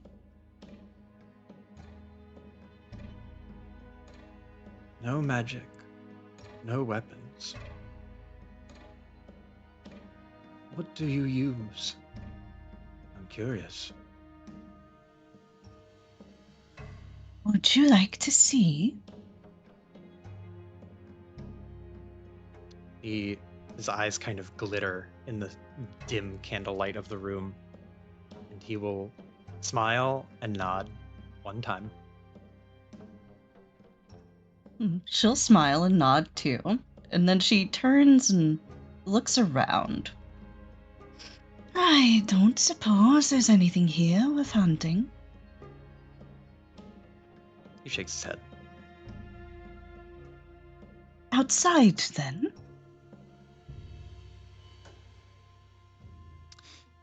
He will look towards the exit and then look at you. I prefer to stay away from the swamp. I'm not a fan of wet boots. And that is why you should have hooves. They're far easier to clean. He smiles and shrugs. I'm sure His Majesty would not mind if you transformed here.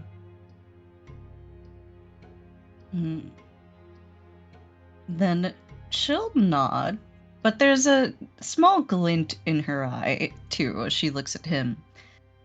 And if I show you here, then? Shall we make a deal? Oh, how very fey of you. What kind of deal? I am revealing something of myself to you. Should you not reveal something of yourself to me? And I think she looks him up and down as she says that. He will, like, hold a hand out to the side and bow in this kind of courtly way. I will do this.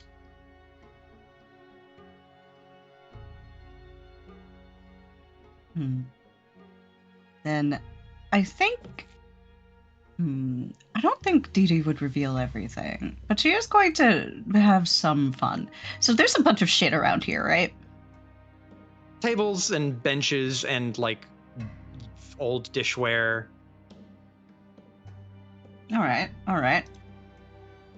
How strong is Dee Dee in comparison to Aang? Does she still have Aang's strength, which is not any?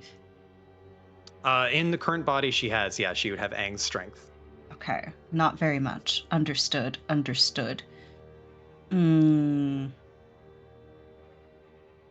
don't think there's anything here would be fun to eat, then. Because couldn't just eat the table, although maybe we could try. That would be funny. Let me see.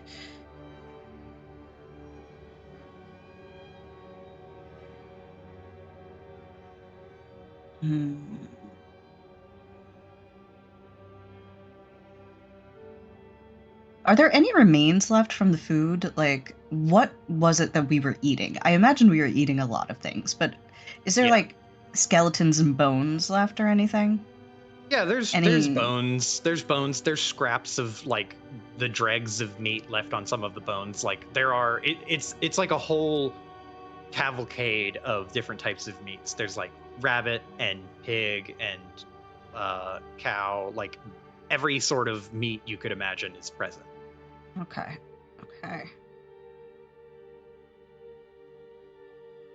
Hmm.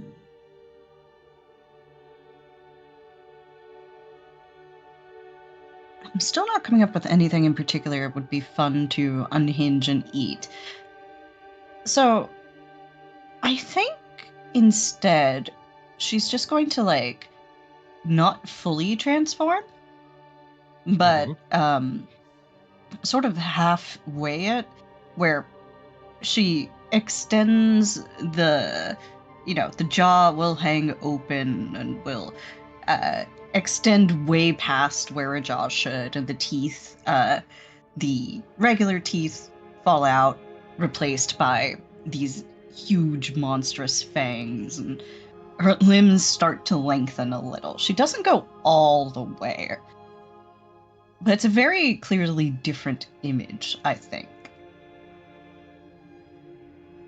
Okay. He will watch with curiosity and enthusiasm. Did you do any, like, display of any kind? Like, are you going to... I'm glad that you said that, because I think that she will, as she's halfway transforming, she's sort of like dancing around him almost, like doing circles like you would if you were hitting the Gwitty on somebody's corpse in Fortnite. Yep. She's doing that, but it's her mouth getting bigger and bigger and bigger. And she mimes with, very playful eyes, as if she's going to eat him for a second there. And she will laugh and... What a morsel we have here, as she does that. He is very into this idea. Like, the idea of gazing at him as though he were food is, like, he is excited at that idea, and, like, you can see a wide smile across his face.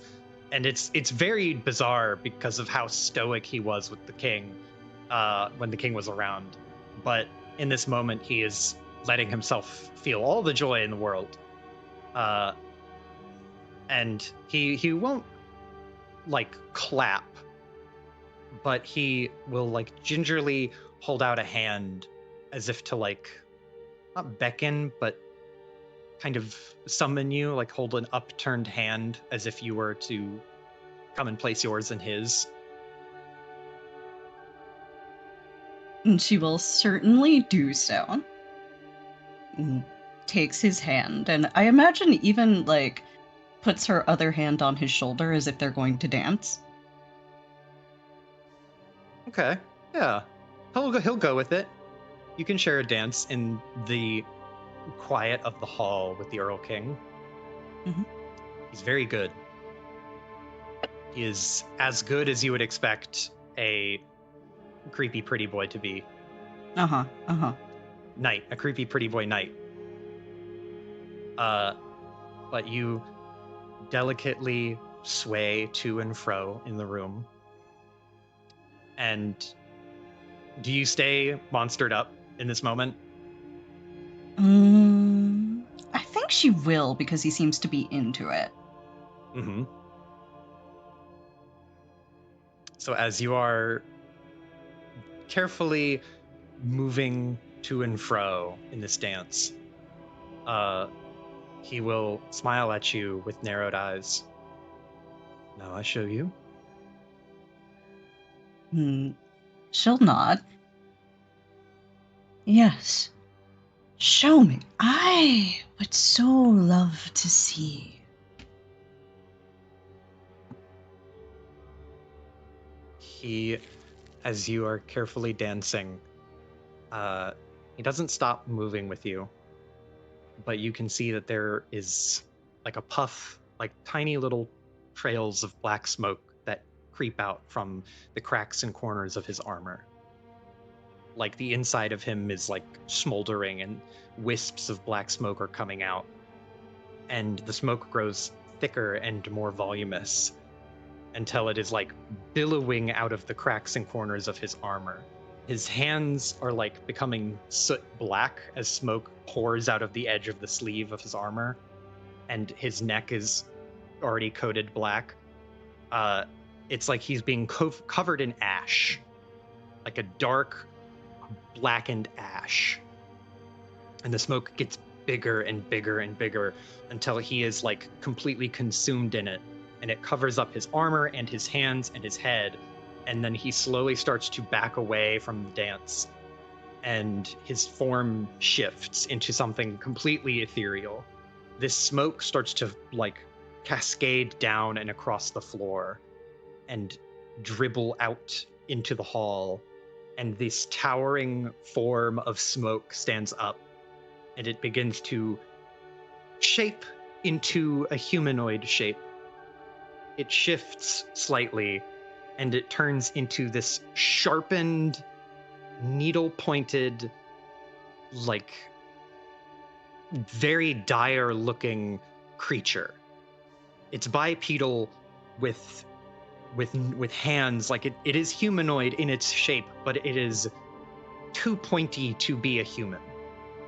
It has pointed teeth and pointed corners of the eyes and a pointed nose and a sharp chin, and it just is this billowing black smoky thing. And as it stands there, the smoke shoots off of its feet and starts to cover up the ground even more so, like the room is sort of flooding with smoke. And as you start to inhale this smoke, no will save required, you start to become like riled up. Like you are filled with energy. You are like ready to go. It's like adrenaline starts pumping through your body, and all of your senses become heightened, like dialed way up. You could run a marathon right now. You could chase down a fleeing person and tackle them to the ground and kiss them or eat them. It doesn't matter. You have energy for everything. Every dial is cranked all the way up, and you feel almost like static in your brain as you just feel like you have to do something. But in this moment, you are forbidden. Like something is giving you this energy, but it is chaining you to the ground, and it's kind of agonizing in a way. Like you have such an intense urge to act, but your body is rigid and refuses. And it's in this moment that you kind of piece together that the Earl King is not going to participate in the Wild Hunt. He is the Wild Hunt. He becomes the Wild Hunt. And he takes a knee in this form. He is about 25 feet tall. And he brings his sharpened face with glowing, smoky eyes towards you. And he will ask a simple question as he breathes out. Do you feel it? I think that ramped up as she is and full of all of this energy, it would be impossible not to feel it. And I think that the glow, the amber glow of her eyes is very, very strong in the absolute dark of this storm of smoke as she looks up to where his eyes are. And she'll nod with like her mouth open and her tongue kind of lolling out. Oh, I feel it. And all of this is your doing. He brings a big smoky hand down. This hand is like the size of your torso or a little bit bigger. And he will delicately wrap his fingers, not like constrict you or grip you, but he'll wrap his fingers around you and like weave his thumb around your forearm and his other index finger and middle finger around your other arm, and just kind of delicately have his hand like behind you. And the smoke is even thicker, just like billowing off of his fingers now.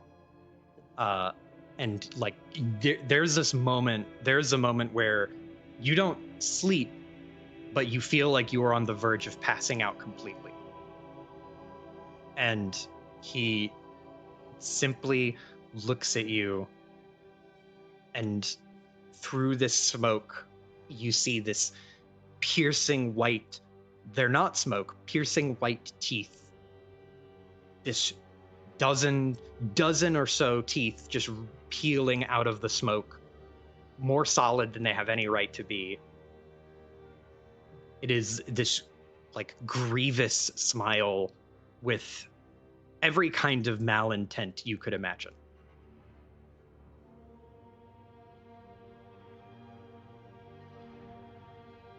All right. Every kind of malintent I can imagine. Is this fun malintent? Or is this like, oh no, malintent? I guess it encompasses both. It encompasses both. This, I think, to Dee Dee, it would actually be something that is scary and exciting. Because you have found a creature that delights in harm and misdoing and evil as much as you do, but almost more so. In fact, more so. It is like the embodiment of malice that stands here before you, but it is contained. This malice is not free to just unleash itself forever. It is restricted, but in this moment you get to enjoy it and be terrified by it. I think there's still that smile, but like the eyes, the pupils shrink, and it's that look of like laughing because you're a little bit afraid. You're at the top of the roller coaster, you're about to go down, you know that something horrible may happen here, like there's a chance of it, right? But that thrill is in and of itself compelling. And she's afraid, but there's also so few times that she has seen something of this nature, I think. So I think she looks up at him with those eyes. Give me a second here. Uh-huh.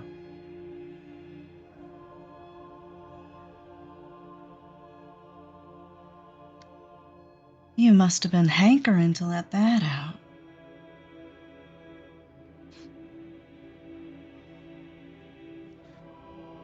He, with this big, toothy grin on his face, smiles at you still. And he will simply say, "You are more than what you appear to be."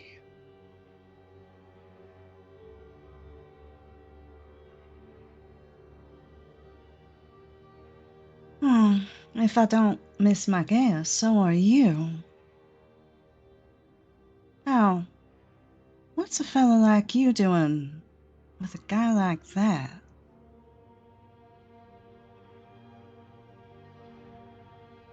Like the Goblin King?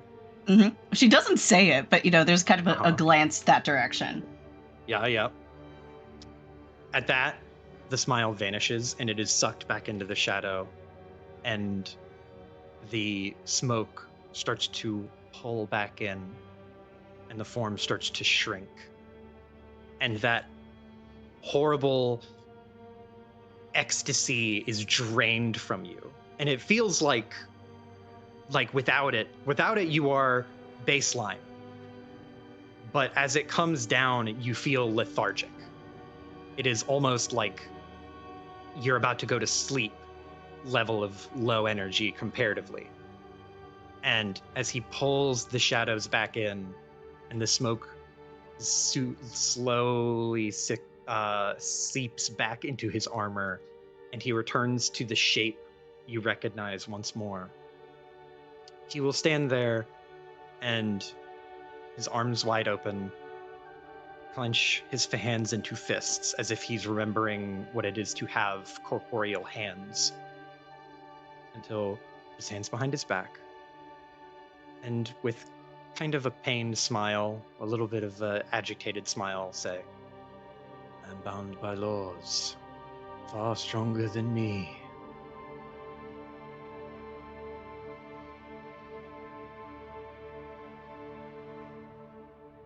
There's a nod, but I think that she will actually, in the aftermath of this, it's overwhelming even for someone like her.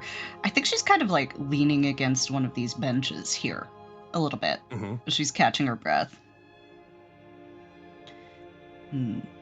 Nods. I would be free of them if I could. But we can't. Can we?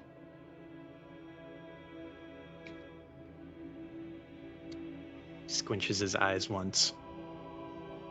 We cannot. 'Tis in our nature to be bound by laws.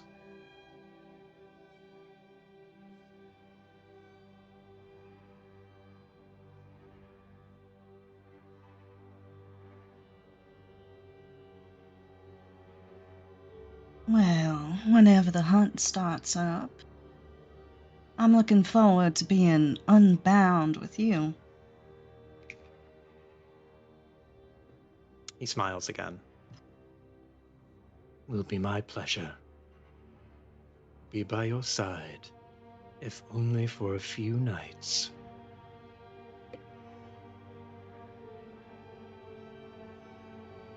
He'll take a step forward and then another step until he closes the distance between the two of you.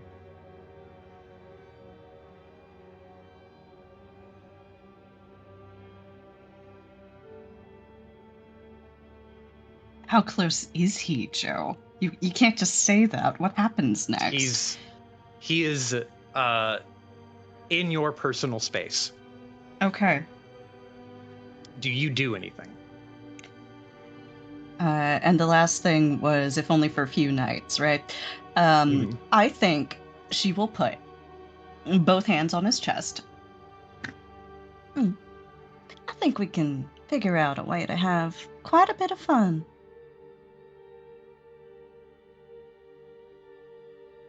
He will smile back and say, That we can. and he will lean down and kiss you.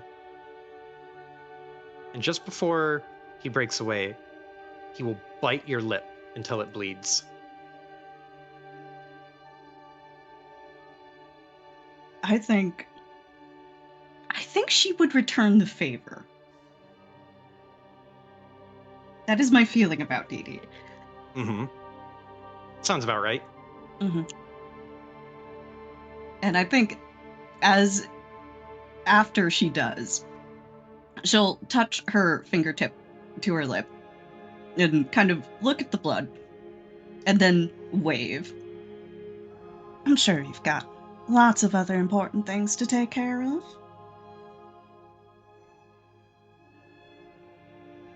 He'll lean up and take a single thumb and wipe it across the little blood streak from his own mouth. I do. Unfortunately.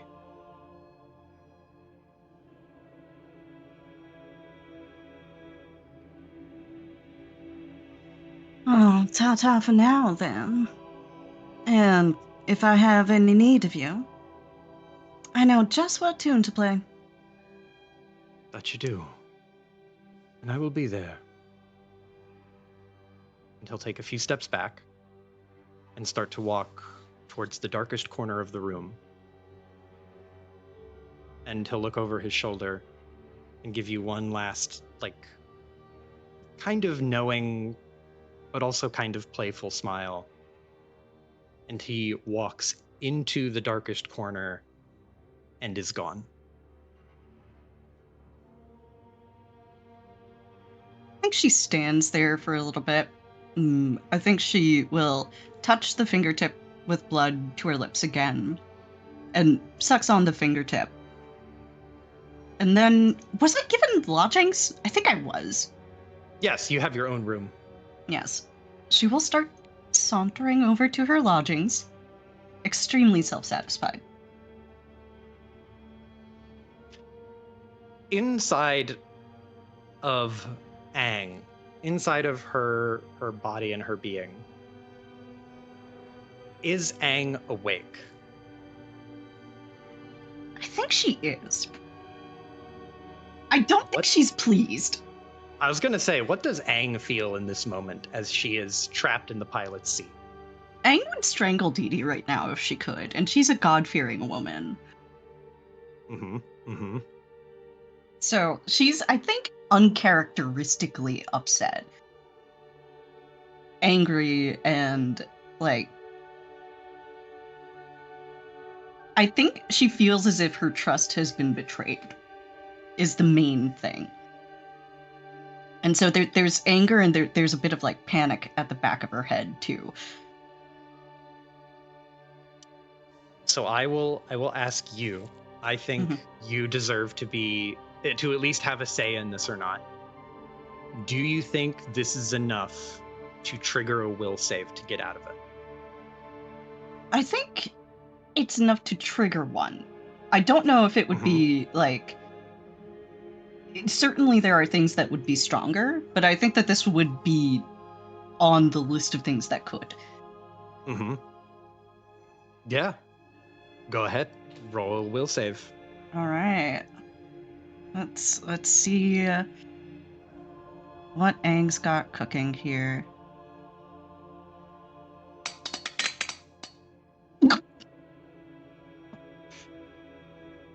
Not much. My curse in weird continues. Yeah, it's truly unspeakable how, like, it just keeps happening. You know what? I've got 2 hero points. I'll throw... Yeah, they're hero points when Aang is using them. Still in the basement. She's still in the basement. I'll roll again. I can't possibly get worse than a 2. No way you could, right? It's better. It's better. Do you want to go with that? You want to go with the 12? Yep. I'll keep the 12. Keep it 12. The internal struggle that you are fighting as Aang is it amounts to Aang standing outside of a fortress and running up to these gigantic wooden doors with iron lattices and just banging her hands against them until her hands are raw. And nothing happens. Just so much effort and energy and trying to get back in control and then slumping to the ground, locked outside. If I can add just a little twist of the knife to my own blorbo from Dee Dee. As she's sauntering to her room and she feels this happening, she's gonna start singing Ave Maria. Oh. Ouch. I'm the DM and that's fucked up. Egg is, oh man, she's gonna have words when she gets out of this. When? If? You're right.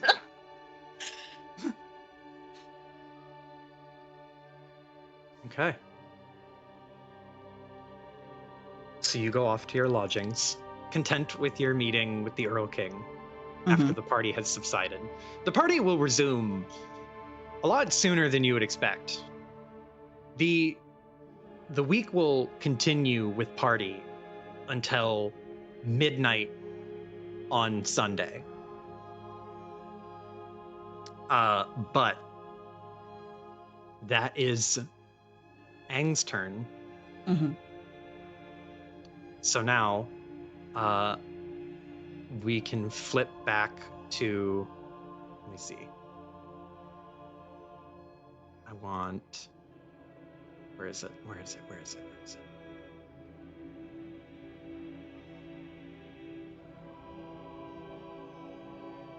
We can flip back to Willow at the lab.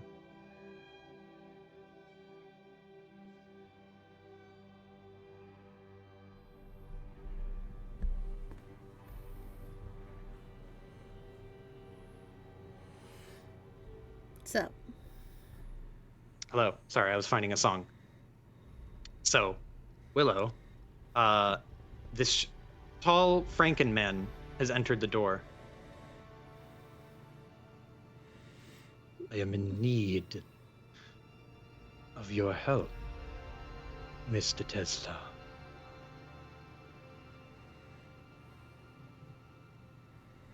And Tesla stands there and blinks. I'm sorry, who are you? I don't believe we've met. And you've come looking for me explicitly. That I have. May I come in? Tesla takes a step back and gestures inwards. And he stomps inside, having to duck in the doorway.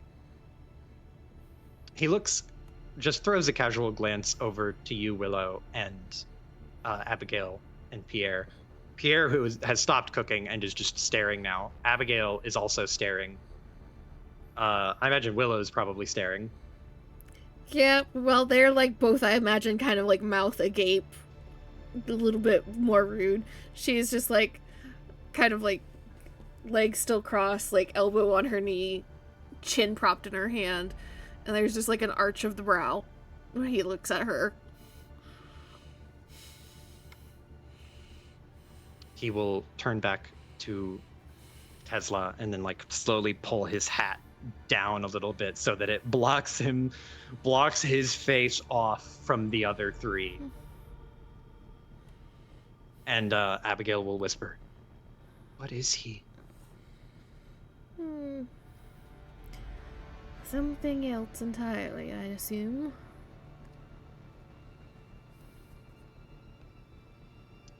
This big man will look down to Tesla and say, "I am in need of your power." And he'll tilt his head and in the direction of the Tesla coil. I don't understand. You've come here for my power solution. But why? And who are you? And what are you? He will hold out a hand, this massive, like, gray mitt with stitches around the back of the palm. My name is Raphael. Tesla will shake his hand in this kind of awkward, like scientist handshake compared to like big brutish man. Mm-hmm. He'll shoot a glance over to Willow, Nicola will, and just kind of like look at this dude like, what am I seeing? Does it look like a like glance for help? It's a little bit of a glance for help. He's really just like marveling at him, but also I don't know what he wants really. Like he wants power. And we'll just kind of like meet Tesla's eyes for a moment, and there's still that kind of like arch of the brow, and there's a little smirk, and she'll straighten up just a bit. It's where she's no longer like resting her chin in her palm. Are you a scientist as well, Lord Inventor? He doesn't turn to look at you, but his head tilts just a little bit as like acknowledging that you said something, and he's going to reply. No, I am a simple scholar. Studying electricity? He nods once.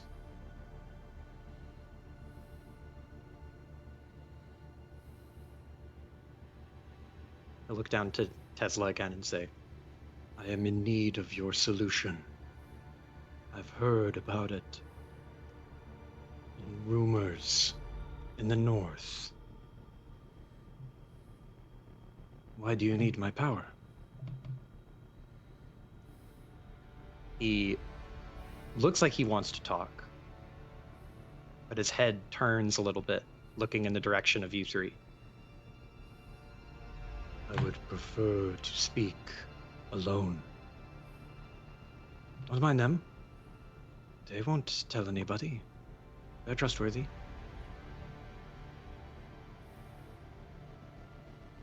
You can see the big guy clenches his hands.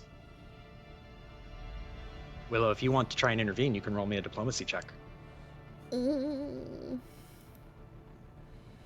Or if you want to intervene in a different way, I would accept if you wanted to try to do some knowledge check to jump in. You just have to tell me what kind of lore or knowledge you want to apply to the situation. I have to find my proficiency tab again. Hold on.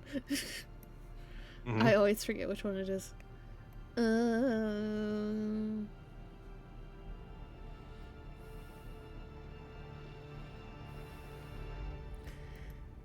Could I... Because she is not an expert on electricity, but I assume her and Tesla did have some discussions the first day. Yeah. And she knows the basics of it well enough. Yeah. Could I try crafting? Because I don't roll crafting very often. I would be willing to let you roll crafting.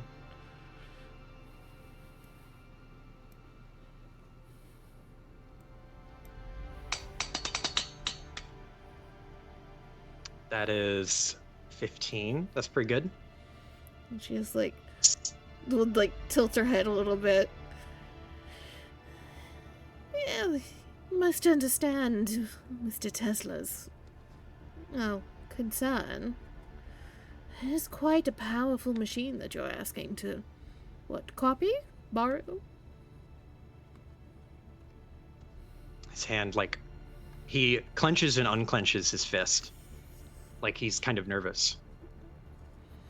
I need the energy it provides. I don't need the machine. Maybe something smaller. I've never made one smaller. I could try. It would take me time, though. It is a complicated piece of machinery. Are you trying to target the electricity somewhere? He turns halfway towards you, Willow. Like he's positioned his body so he's partially facing Tesla and partially facing you. And you can see now his all his stitches on his face and on his fingers and hands. I am dying.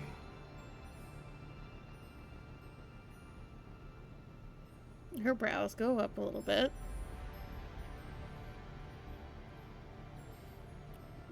Dying in the medical sense or some other sense? He looks down to the ground and closes his eyes. I am not long for this world.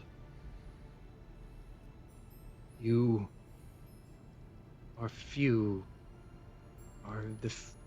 people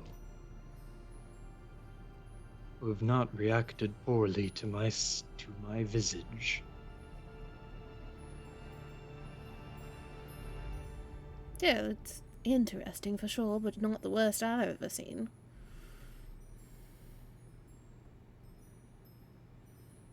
I was not welcomed in Termarkt. That is unsurprising. Glances at Pierre. Pierre's just like nodding feverishly, like, yeah, no. And Abigail will chime in. Where are you from? And he looks at Abigail like he's just noticing her. I am from a small shack in the north. I lived alone. I was born alone. He shakes his head and looks down to the ground. I am nervous. People scare me. But I need them. Willow nods. A little bit of the side effect of humanity there. Do you eat, Raphael? He looks up and he'll nod. Well, then you'll join us for lunch.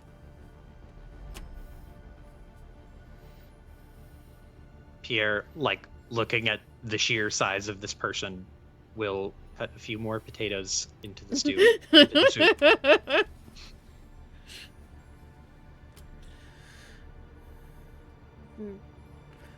We'll just kind of look over Raphael again, stand up a little bit, and step a little closer and reach out her hand to shake. Willow Delaunay. Will hold out a hand, and it swallows yours whole. I am Raphael. So, while we are waiting for a little bit of stew, tell me why you think electricity is going to help your predicament. Most people don't like being shocked. When I was born, I was, He thinks about it, quicker. and he'll lift a hand very slowly and reach up and take off the hat. But now I am slow. My body is becoming lethargic.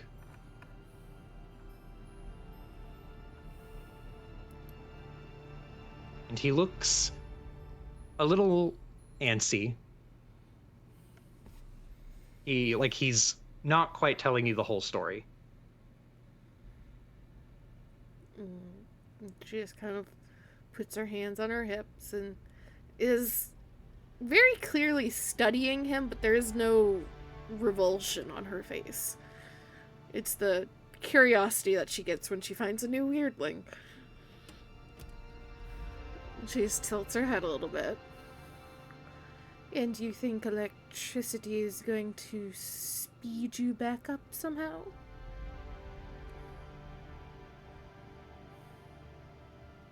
He averts his gaze from you, and without saying anything, he averts his gaze and nods twice.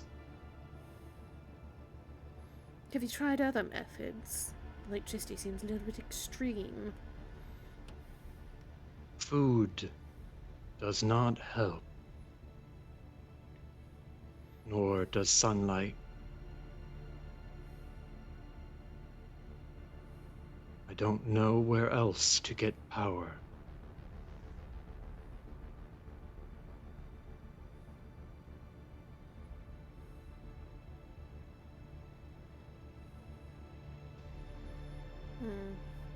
She kind of frowns a little bit.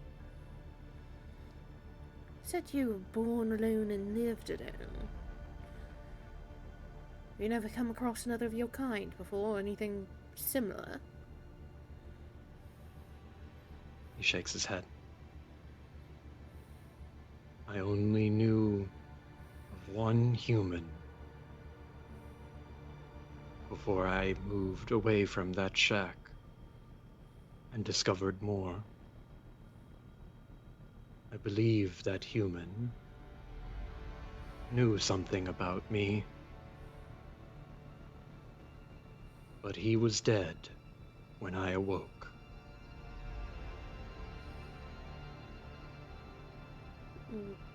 Her brows kind of go up. I am sorry that you had to experience that. Are you implying that you just woke up? And she just gestures to him. You didn't grow up. He nods.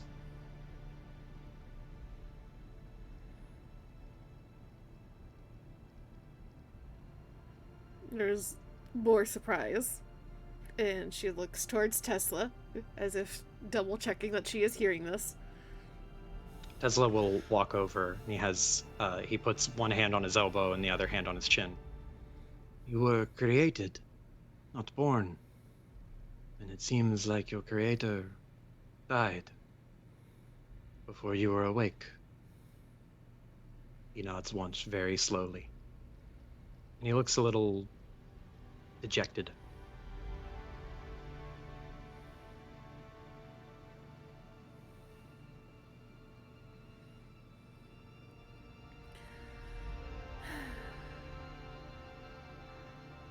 She just takes a slow breath as she looks back towards him.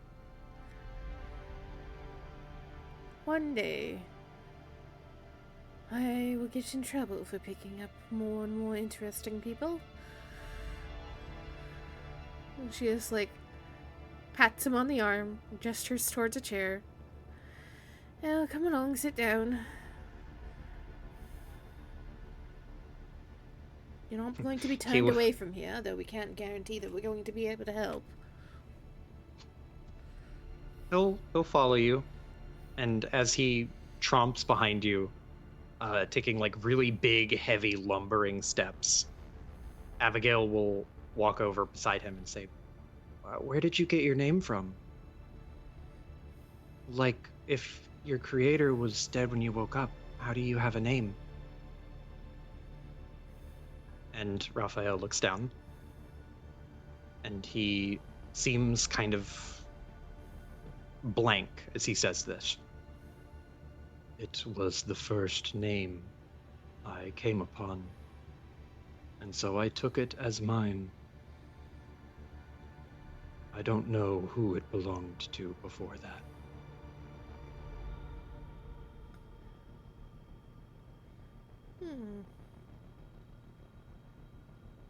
Do you like it? If you gesture for him to sit in a chair, you said? Mm-hmm. He'll sit down and sit in the chair, and you can hear the wood creak and start to really strain under his weight. And he'll think about it and say, I don't feel about it. It simply is. Oh, you do know that if you hear a name you like better, you can change it.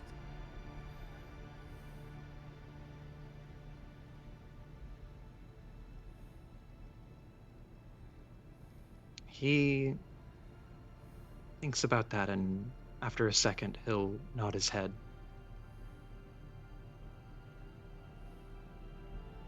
I will consider this. If I discover another name.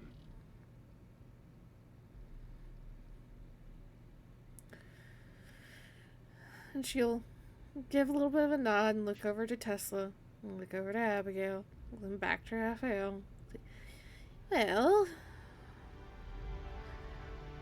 would you give us permission to examine you just a little bit? Nothing invasive, but it might help us figure out a baseline for what we're working with. When you say examine you, his hand immediately goes over his chest in a clenched fist, like he's covering something up. And he'll shy away a little bit, but then you say not invasive, and he'll loosen up slightly, but his hand is still over his chest. You will not disassemble me. No. Can you be disassembled? He looks at his hand and looks at the stitches.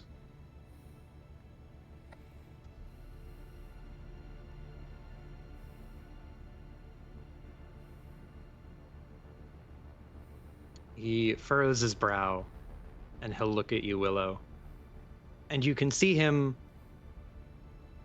like, really, like, trying to read you. He's not good with people. And you can tell he is actively trying to suss you out, like trying to determine if you're being legit, if you're actually who you say you are and mean what you say.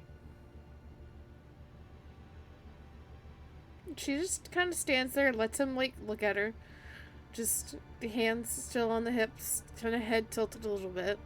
She'll wait for just a few minutes before shaking her head. You have the freedom to say no at any time. But scientist and inventor can't begin to puzzle out the problem until they see what they're working with, the pieces that they have in front of them. Tesla will come over and, like, reach out and put a hand on the giant's shoulder. And he almost flinches away from it. But Tesla, like, pats him on the shoulder and says, My friend, we are scientists, not monsters. And he ponders that. And he looks at you two and then at Abigail and then turns to see Pierre, who is finishing the soup and, like, bringing over the bowl, or the bowl. And he starts to, like, set it down and distribute it.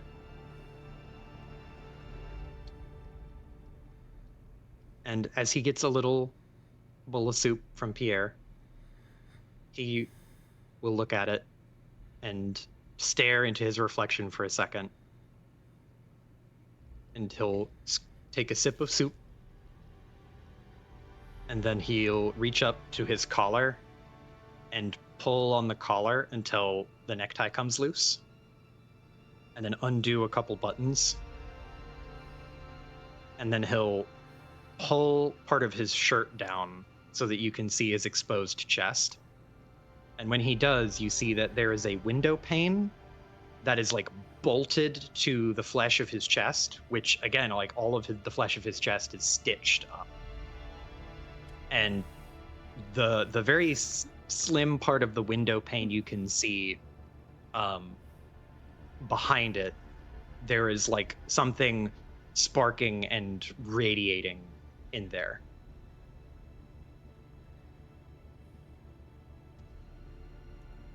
And Willow kind of, like, doesn't react at first until she sees the sparks, and then she leans a little bit closer. Not fully into his personal space, but bordering on it. A man run by electricity, but not a man of metal or wood. Fascinating.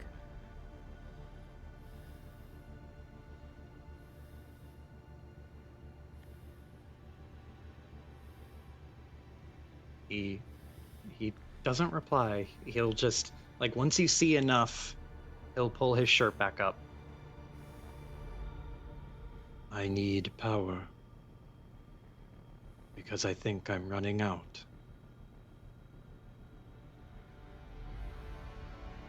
Tesla slaps him on the shoulder, like, one real good hand, pats him on the shoulder, and just goes, We will help you.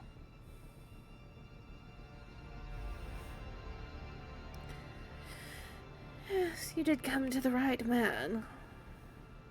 Not sure anybody else has quite the same grasp on electricity and power that Tesla here does, and, if I may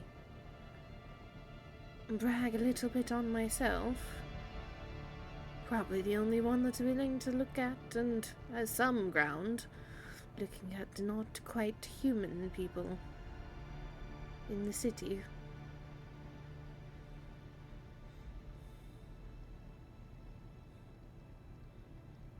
He kind of rocks back and forth in his chair. You won't tell anyone I'm here, will you? Not unless you ask us to.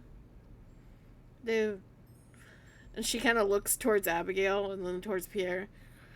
I do have a few friends in town that might drop by when I'm here, but you can trust them. Not much for mechanics and electricity themselves, but they know not to bother people when they don't want to be bothered.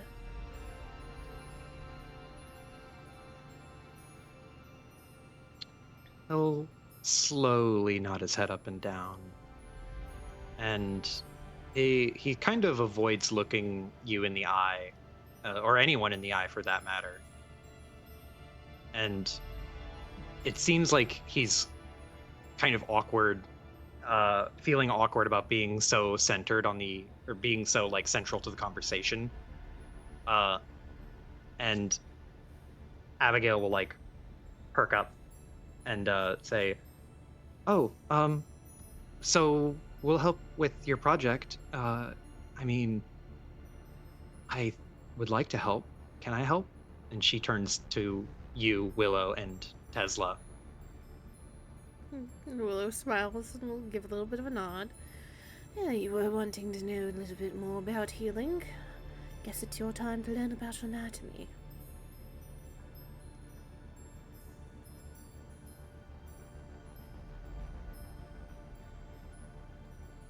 She will smile, and so will Tesla, and Tesla will pat you on the shoulder, Willow, and do the same, like, shoulder grab. We have our work cut out for us. And a solution to another problem. And she looks towards Raphael. I don't suppose we could ask a little bit of a favor. You seem to have a little more muscle than any of us here have. He tilts his head up. You have something heavy to get across the city. You just help us carry it there. He looks at you and then looks at Tesla. I'll show you where it is. Come. And he'll pat him on the shoulder and, like, get him to stand up. And Raphael will fully stand up and fix his shirt and fix the little tie collar and start to tromp after him and put the hat back on. As he, like, walks by, Willow just kind of, like, crosses her arms, tilts her head a little bit. And, like, I imagine Pierre and Abigail are still near her, and she'll just, like, I do believe we need to have an arm wrestling competition between him and Malik before he disappears. Pierre snorts, and Abigail will also, like, giggle at that. Pierre, with, like, a very deep sigh, will just go, When are we going to stop meeting people? When you go back to your bar and never leave it again. Even then, you'll be lucky to not meet somebody. And she'll give him a little pat on the shoulder, kind of like the finishing where it's kind of grabbed onto his shoulder and shake him a bit. Come on, aren't you supposed to be the charming one? You're supposed to be liking meeting new people. he like raises his eyebrows and inhales and exhales again and just goes, I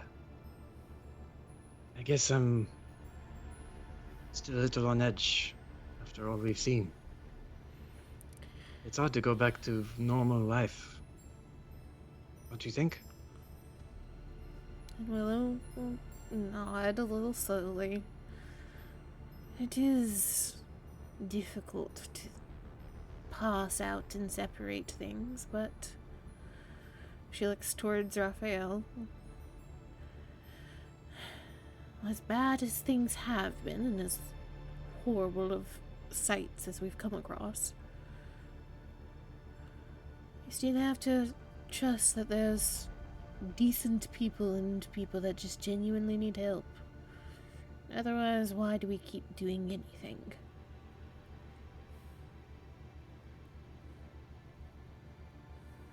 He has like a look of quiet confidence and will nod.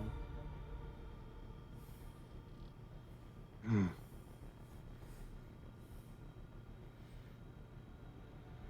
And she'll turn towards him and tilt her head a little bit, give him a moment to think before she opens her mouth again. That's the continuation of me apparently having uncomfortable conversations with every single person I know. You and I will have to have a discussion about guns. He flinches. Do we have to? How else do you propose to defend yourself or your sister? He holds up his fists, which in one fist is clenched a serving spoon. And she pauses for a second, and actually seems to be considering that. I suppose I could get you some custom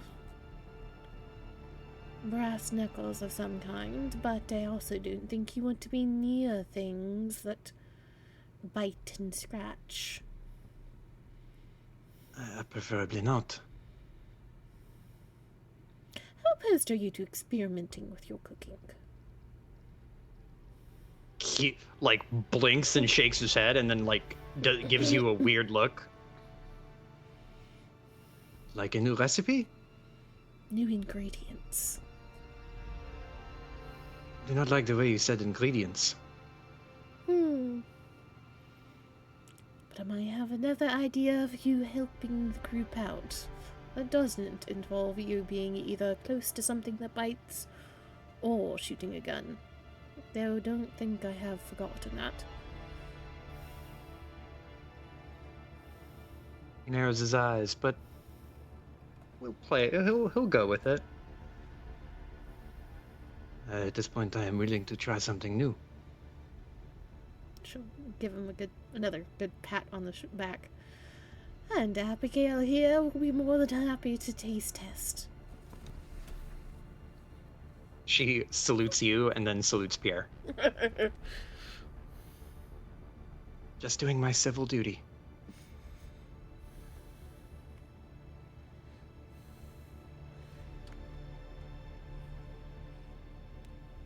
We're gonna make Pierre a cookbook.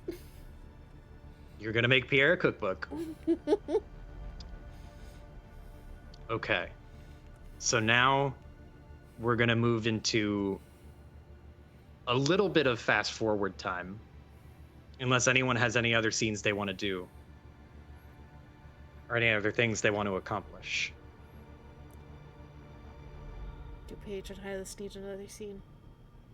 Because they're They the need two that another are scene? together. Mm-hmm. I feel like they have a good time shopping. Yeah.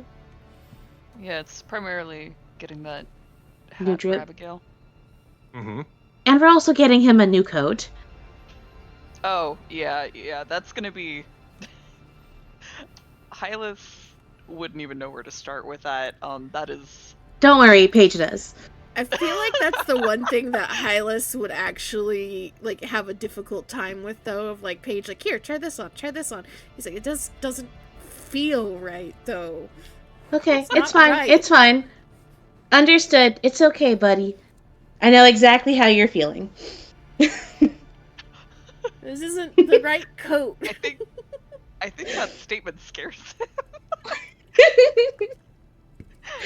It's like, you don't like how it itches, right? Okay, we're gonna look for a softer material. Get Hylas a fucking huge fur coat. Get him something little ribbons and an embroidered teddy bear on it or something. Oh my god. No.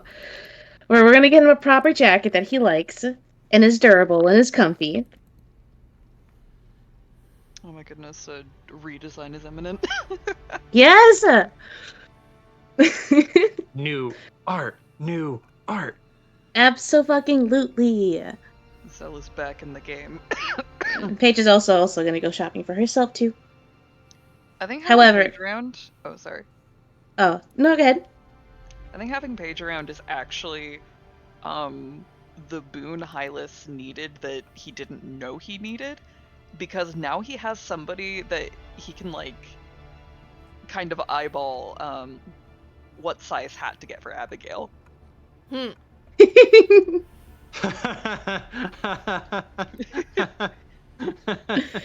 Yeah, I feel like order of operations is hat for Abigail, and then after that, sir, you need a new coat and a new hat and probably another shirt, like at least one more. Yeah, you need a new outfit, sir. Yeah, you need a new outfit, and also, here, a coat to your taste and your liking. Okay, we're also adding a little patch of my choice. Ooh. All right. Perfect. Shopping trip. Shopping trip. Perfect. And also, of course, she gets her own outfit. Avi. Good. Good. Michonne is going to audition for the ballet, if I remember correctly, right? That's me. Yeah. Okay. We'll roll some performance checks for that shit. And Willow is going to craft. Yeah. So, crafting is pretty straightforward because I'm hand-waving a lot of stuff. But as you have basically 1,000 gold that you can put towards materials of any kind. And to craft an item, you spend 2 days of crafting time minimum, and then you spend gold for half the value of the item, and then you can make it for free if you take longer, or you can pay the other half and make it in 1 day. So you can basically spend 3 days and make any item if you pay the full price in gold. Gotcha. And then some of this has already been pre-approved to potentially just find in shops around town. Yeah, and for consumables, if you want to make a multiple of one consumable in a span of time, you can make up to 4 of the same item in a span of time. And that way it's not like you're spending 3 days to make like one fucking potion. Can that number go up for bullets? Yeah, I'd let it go up for bullets. Yeah, because that's a lot of the consumables that I have thought of is bullets. Most of consumables, it would be like magic powerful potions. For bullets, I'd let you get a few more extra magic bullets. A dozen? Maybe a half dozen. A half dozen, and you can make of one bullet. So you're getting a little bit more. Can I get a dozen if I'm telling you that I am also splitting it between 3 people minimum that have guns? That's okay. I'm okay with that. Because Hylas has guns. Pierre's gonna have a gun. Abigail has guns. Vincent has guns. You know, Paige also technically has a gun. Paige technically has a gun. And she's had one. So that's this why whole I'm like, time. can I have a dozen? Yeah. Don't give any to Paige. Fair. She's never gonna use it.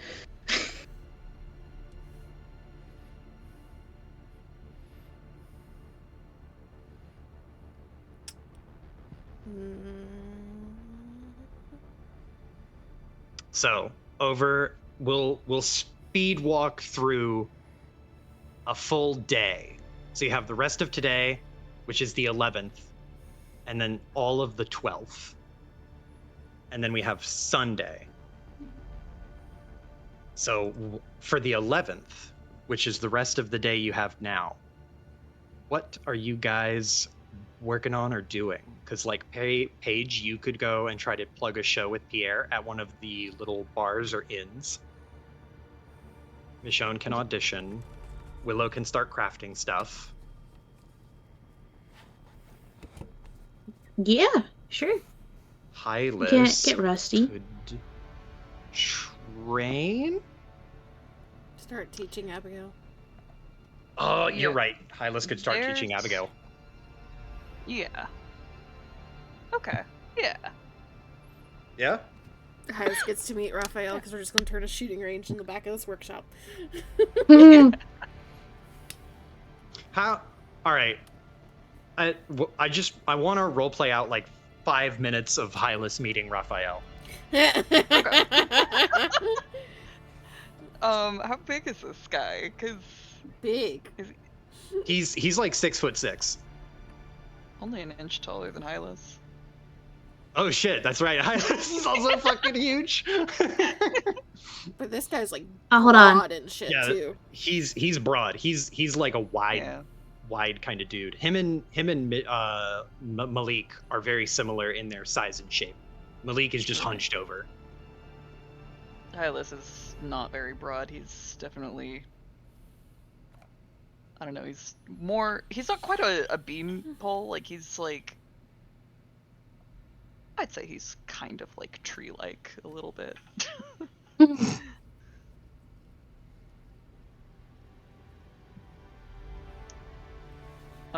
Yeah, so, I guess Hylas at some and point, Paige, yeah, return from their shopping trip, and I hope Hylas has found a hat that he thinks Abigail would like. A cowboy hat kind of. Mm-hmm. Yeah. Similar to his style, but maybe with like, I don't know, a brooch or something that seems more Abigail's speed. Yeah, you can find a perfectly good hat for Abigail that matches the aesthetic, gets the vibe right, and is comfy. Very important. Mm-hmm.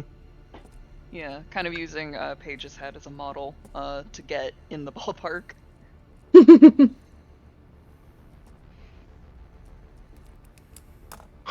So you get this hat, and you're told, either told by Willow or walked there by Willow, to go to the Tesla lab. Oh. Okay.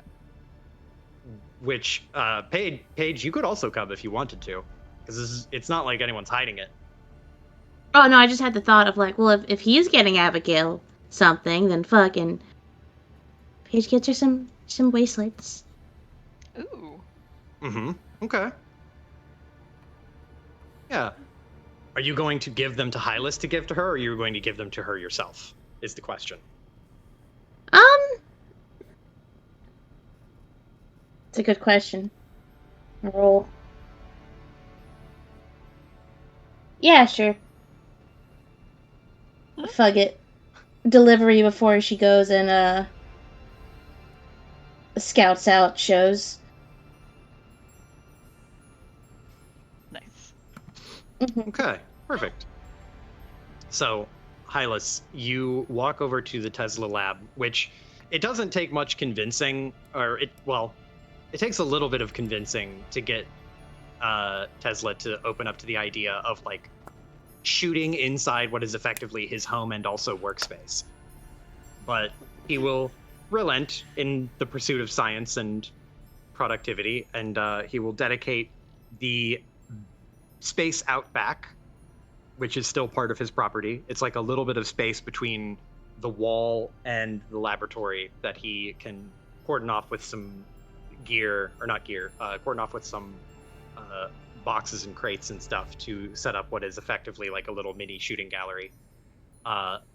And as you walk up, you have hat and bracelets in tow, and you see Abigail she doesn't have a gun yet, but you see Abigail like standing there talking to this tall ass dude who is eye level with you, and also has like the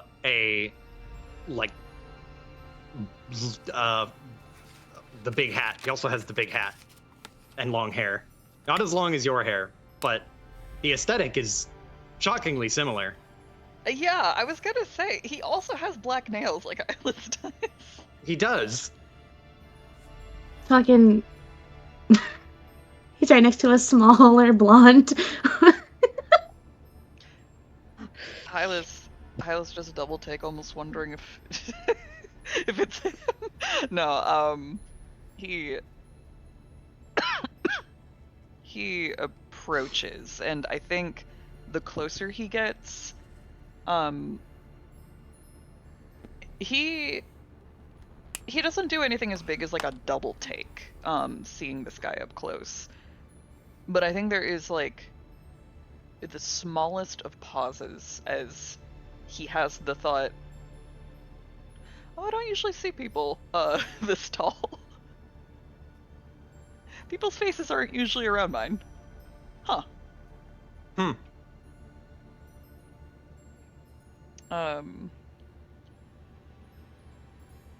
I think he sort of saunters up with you know, the boxes in one hand that have like the presents in them, and he like raises a hand and says, hey, Abigail, stranger.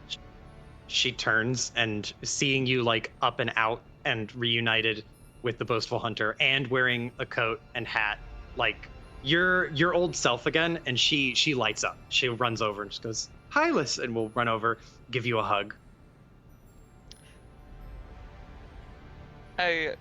His eyes widen, but with his free hand, he wraps it around her shoulders and like brings her close. And he hugs her, and he looks back at Raphael, and then back at her, like it's almost a, oh, this is a sensitive thing. There's a stranger. Wait, back to the nice moment. Raphael just kind of watching with a completely flat expression. I think as he pulls away from the hug, he still has like a hand on her shoulder. And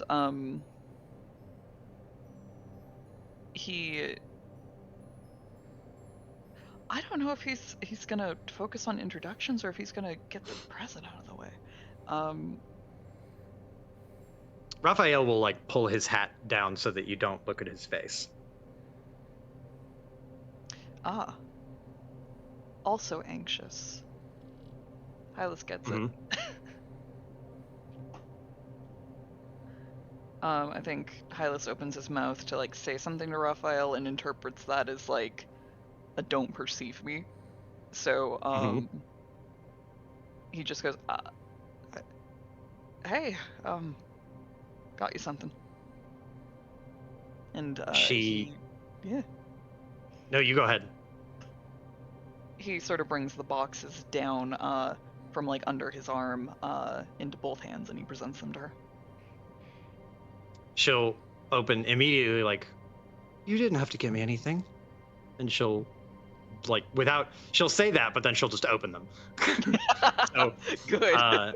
She'll throw the lid off of the smaller box first, and then see the bracelets and be like, oh, I don't actually have any jewelry. And she'll slip them on. He shrugs. And they fit perfectly. He shrugs and says, those are actually from Boss Lady, Paige. Oh, thank you. Tell her I said thank you. And she'll like jingle her wrist a little bit. And then He she'll scratches the back of his head and says, you could tell her yourself. Yeah, I'll tell her.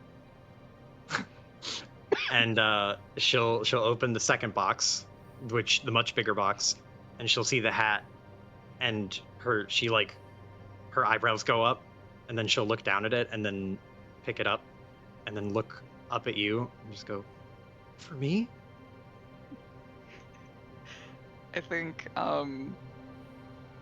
as she's opening the gift that's from him, the nervous energy seeps into him as he realizes, no, I would have been so much better if I just like dropped the gifts off like at a room and not been here for the opening. Oh my god, this is so nerve-wracking. And I think he just says, well, yeah, it's a present. Thank you. Said you wanted a hat of your own at some point, maybe. She will smile, and she'll like hold it out, appraise it for a second, and before she puts it on, she will like yank on his arm a little bit to like get Hylas to bend down. Oh. And well, does easily he? Pliable. Easily Okay. pliable. She yanks on your arm to get you to bend down, and when you do, she will give you a kiss on the cheek, and then put the hat on. Ah! I need to go punch walls now.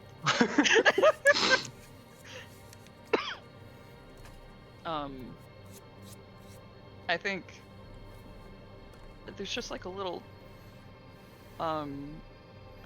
look of shock as he very lightly brings his fingertips to the spot that she kissed, and he's a little bit confused, but he's experiencing that deep sentimental feeling. Joy. And I think he just stammers out a little. So, you, like it? How does it look? And she'll like put her hands on her hips and turn her head left and right, which like it doesn't like the hat is kind of like it is what it is. So turning left and right doesn't really show it off much, but yeah. she's having fun with it. Yeah. I think he still has the fingertips on his cheek, and a warm smile spreads across his face as he says, that doesn't look half bad. Well, it looks good. Real good. She smiles really widely at you and will declare very emphatically, like, I love it. It's perfect. She'll turn around to Raphael, who has been standing there, like, begging to not be perceived. No, Willow has Abigail... beelined over to him while this is happening. She's letting the moment happen. But now she is asking. Oh, okay. She is bothering Raphael with questions.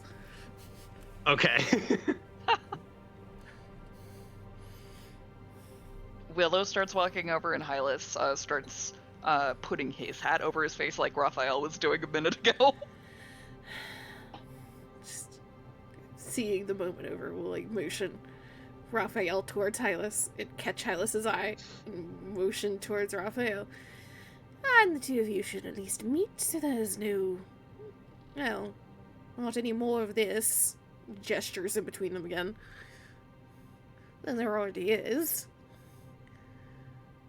Raphael, meet Hylas. He's one of the friends I told you would probably be stopping by. If Abigail is to learn how to use firearms, you'll be seeing quite a bit of him. Hylas is our preeminent gunslinger here. Yeah, I'm pretty handy with a gun, I've been told. Raphael, like, holds up a hand and will say, hello. That's it. Hylas, puts his hand, shakes Raphael's hand and just goes, bye. Kind of matching the energy.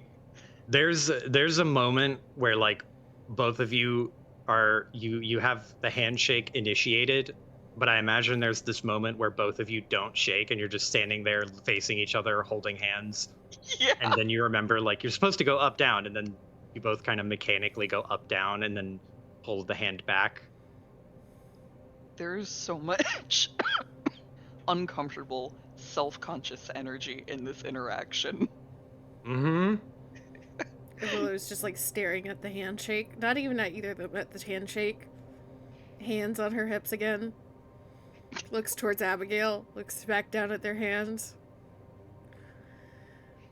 I am never going to complain about handshakes at the university again. Abigail will whisper to you, Willow, and just say, I think they're doing good. Well done. Actually, you know what? I think as soon as they get some motion in the handshake, and I imagine their hands kind of stay there for a second before they take him away, Hylas holds up his hand, nails kind of outward towards Raphael, and he goes, oh, you too. Nice. He doesn't realize what you're talking about for a second and just lifts up a hand and looks at it. Oh. Hylas then brings the other hand to point at one of the nails. One of his own nails. He realizes it and then like looks at your nails and then looks at his nails and goes, I see.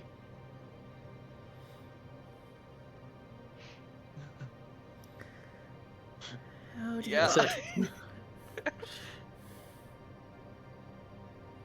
Hylas then sticks his hands in his pockets and doesn't look at Willow, but looks in her direction and says, so what did you need from me exactly? Abigail wants to learn how to shoot a gun. Oh, really? She nods. Probably nothing to the extent and power of the hunter, but, well, I did purchase a little pistol in the market.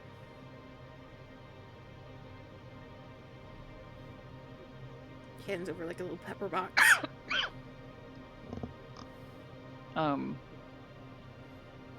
He sort of looks up to the side in that contemplating sense, and he says, the hunter's not too bad to use. I mean, maybe a little naggy sometimes, but... Naggy? In a pinch, he'll tell you what to do. I'm sure he's very useful in his own right, but... Well, I've been around enough guns to know that a gun that size does have a good kickback on it. Damn right. Oh, yeah, maybe that would... We'll work our way up to something that big. Maybe. Willow nods. Now, no trying to eat the other guns, Hunter. I'll do as I please. Just hands the little pepper box over to Abigail. And you make sure that that is always pointing away from people that you like. She takes it and then immediately points it at the ground. I think there's a little tiny beam of pride at how quickly she takes to gun safety. I think a lot of Hylas's own personal gun safety knowledge was earned kind of the hard way. But he does understand the importance of it.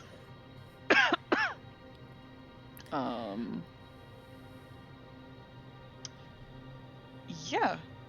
So I don't know how we should start the lesson, I guess. Willow patting both of them on the shoulders, have fun, and leading Raphael away so that they don't accidentally hit the giant man. Tromps away. I imagine you have to lead him by the hand a little bit. Just like tugging on his hand, just like, come this way. Get out of the danger zone. And yeah, you guys practice shooting. Okay. I think honestly it's a very healing thing for Hylas right now. He felt really good going on the shopping trip with Paige, and now this is just so comforting for his poor broken and battered soul. Yeah. And shooting the hunter in a not killing way. Just target practice. I think I think it's also a rare instance of, like, having downtime with Abigail where he hasn't been just completely uncomfortable and afraid. I feel like this is the first bit of downtime since he's grown comfortable with her. Yeah. Very wholesome. Yeah.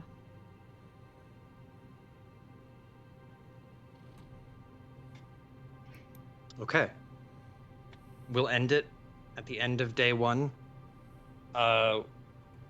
Willow, you pick what you want to spend some time crafting, and we can mark 1 day off of it. I will get you the list and the order at a different day. My brain power went to That's creating fine. the list today. That is totally okay. And Paige, I will help, or you and Michonne, we will roll performance checks for different things next time, and you guys can perform first to get into the ballet, then to perform in the ballet, which you will take a cut of the money, and then Paige will perform at one of the bars for a cut of money.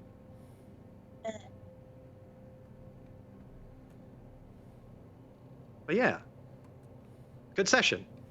And in the in-between time, I will probably pick you, Kira, for another solo session to have another extended conversation. My God. What a time. I hope everyone enjoyed that little sneak peek into what Ang D is fucking around with. No, that was horrible.